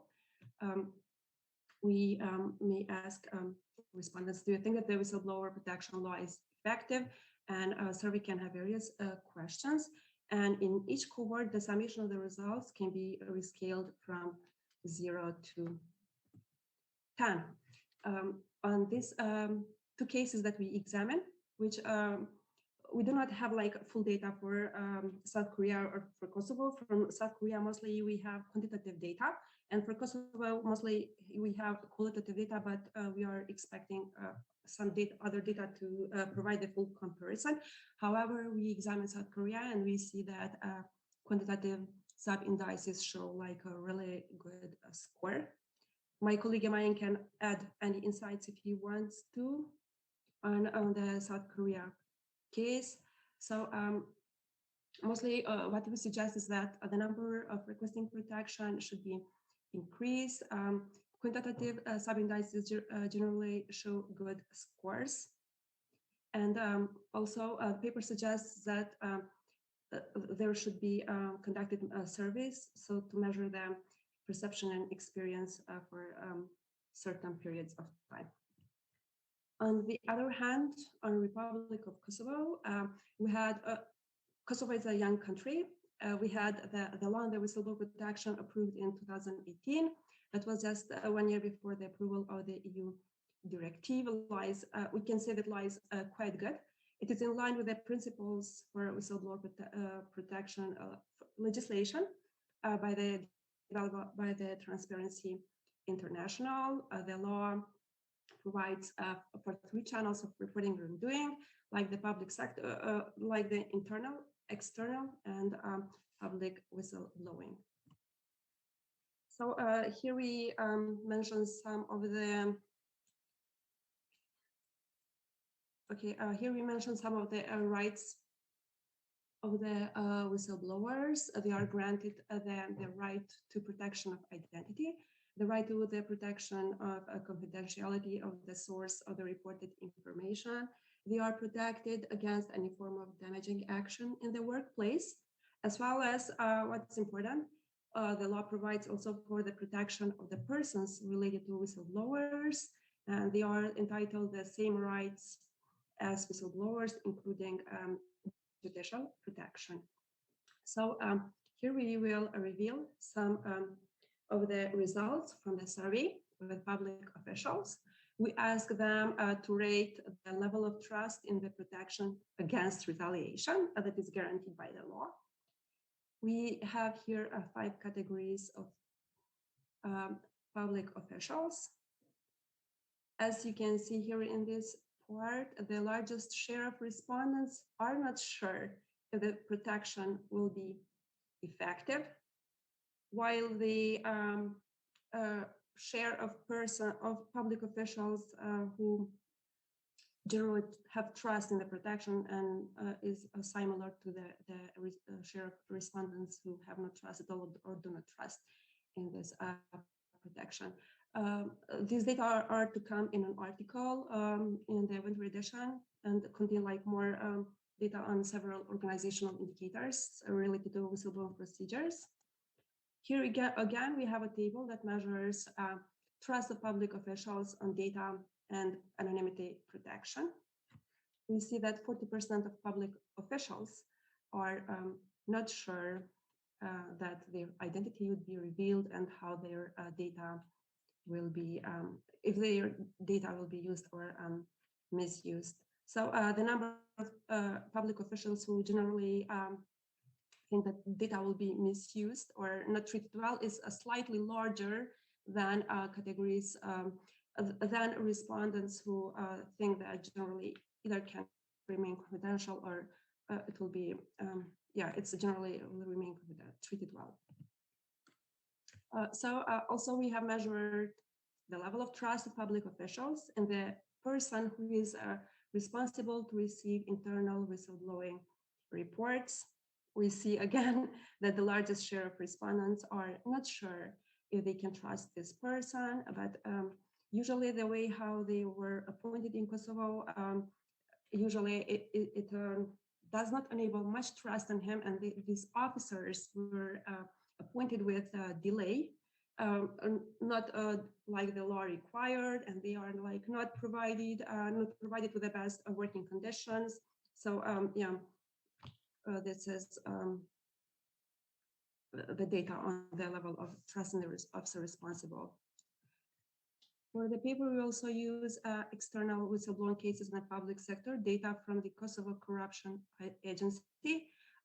We have the law being implemented for 2 years. So for 2 years, agency reports show that there are a total, for the 2019, there were 3 cases of external whistleblowing, because this agency is mandated to receive external whistleblowing reports.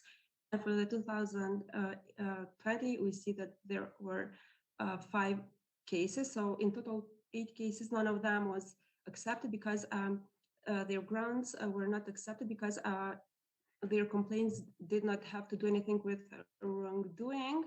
or threat of public interest like the law envisions.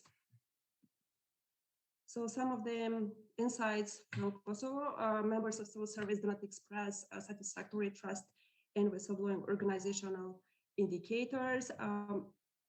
And some of the data that shows the survey shows is that a very large number of respondents are not even aware about the whistleblowing organizational procedures. So it is very important that the institute, which is mandated to provide training for public officials, do either review their action plan on providing trainings or consider to make more frequent this training and organize different activities to raise awareness among public officials about whistleblowing and procedures envisioned by the law. Thank you very much. This was about the paper. I'm welcoming questions or comments. Thanks very much for this presentation. Craig, would you mind providing your comments? Thanks, Bob. Maybe just a few high-level ones. So President Gonzalez asked some very compelling questions and shared some very interesting initial survey findings. At the institutional level, the bank, through its research and operational support, has affirmed the importance of whistleblowing for the prevention of wrongdoing in the public sector and for corporate governance across countries.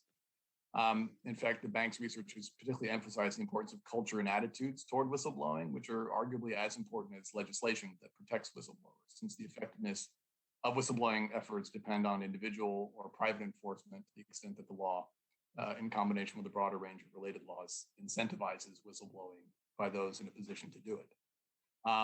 It also depends on the severity of associated sanctions, which have to leave the perpetrator worse off than any benefits from engaging in the corrupt act itself.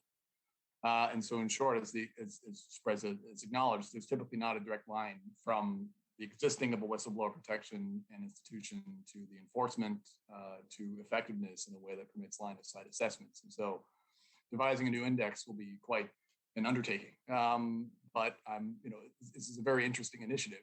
And I'm heartened to hear of the mixed methods approach that they're proposing. Since here again, we find the phenomenon of practical norms, spelled out in the 2017 WDR, because discerning the effectiveness of whistleblowing depends on more than laws in the books, the institutions in existence, and counting the relative numbers of whistles blown. Where there are weak sanctions for corrupt acts, it may just be absorbed as part of the cost of doing business. Where sanctions are strong, they may be viewed as too strong for what may be popularly understood as insufficiently egregious acts, and thus reduce the number of people willing to enforce them or even blow the whistle in the first place. And so incorporation of subjective indicators has the advantage of capturing the complexity and interaction of different actors involved in whistleblower situations. The perceptions of policymakers, stakeholders, and ordinary citizens that can be documented, and the associations or lack thereof between the responses of these actors can be used to test theories in a manner that the objective indicators often can't. The issue with subjective indicators, of course, is that they may not quantify what has actually occurred, but rather what's perceived or assumed. And so as the authors reflect on the potential weight distribution across primary and secondary data sources for the proposed index, they may eventually decide to call it a whistleblower perception index, which could also add value, like the CPI, to larger anti-corruption efforts. But it'll be interesting to hear more about the empirical basis for the weighting as you've currently described it. I'm interested also in what other country cases you're looking at next and what additional primary data collection activities might be in the pipeline. But in any case, I'm interested in the further development of the index, and we'll stay tuned as it comes together. Let me stop there. Thank you very much, Craig. So it's like a really work in progress. We're working with the MIN, and we'll let you know about further steps. Thank you. MIN, I don't know if my colleague MIN has anything to add.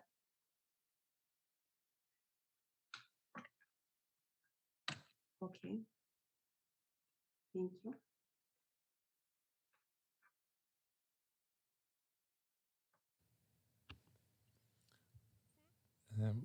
Would you like to maybe talk a little bit about sort of the next steps in your research program and how you envision to sort of scale this up, if at all? Yes, I can mention that generally, researching data for collecting primary data on whistleblowing is not that easy. You have to make the especially finding, because the literature makes that distinction between actual whistleblowers and those who observe and doing that choose to not report it. So not always is easy to reach out to actual whistleblowers. So now, first of all, the primary phase, we are, as in for Kosovo case, we are waiting for the data on the rates, the request rates and accepted rates. But for the moment, we will be discussing again with MIN and make an action plan how to proceed further.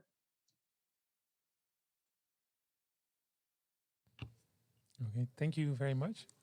So, are there any further questions, like either on this paper or on like any of the two other papers in this session, which I thought was very interesting, like very carefully crafted empirical work with excellent case studies. But if not, then I would like to conclude and thank both our excellent discussant, Craig, who I think did a very nice job tying everything together, as well as the individual presenters. I very much enjoyed seeing the presentations and hope you can continue to contribute to this field. Thanks very much. Thank you very much. Thank you. Thank you very much.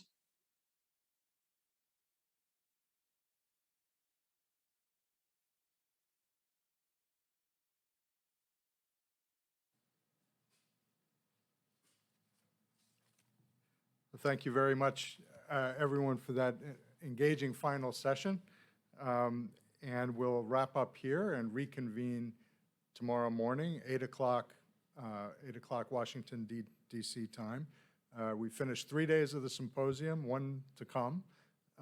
Tomorrow, we have on the agenda a session on corruption in public procurement, and that'll be chaired by Daniel Ortega, who participated already today.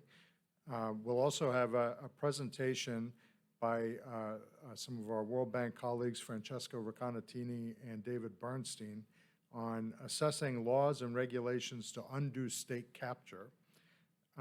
We have a session on politics and corruption, measuring corruption in political parties and elections, and that'll be chaired by Francesca Racconatini. We also have some discussants for both of these panels lined up. For the first session, we'll have Knut Leopold from the World Bank and also Marco from Georgetown. I didn't write down the full name. My lapse there, but it's on the agenda. Please check online.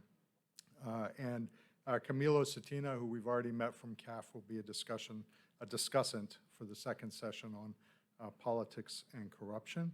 And we'll wind up with a closing discussion led by Tracy Lane, practice manager at the World Bank, on the future of data and anti-corruption. And this will be an exchange of views from some of the people who have been active and throughout the symposium, some of the chairs and discussants and other speakers on some of the key takeaways from the symposium. My colleague Laura Sadi will introduce the session tomorrow morning, and we look forward to seeing you then. Good day.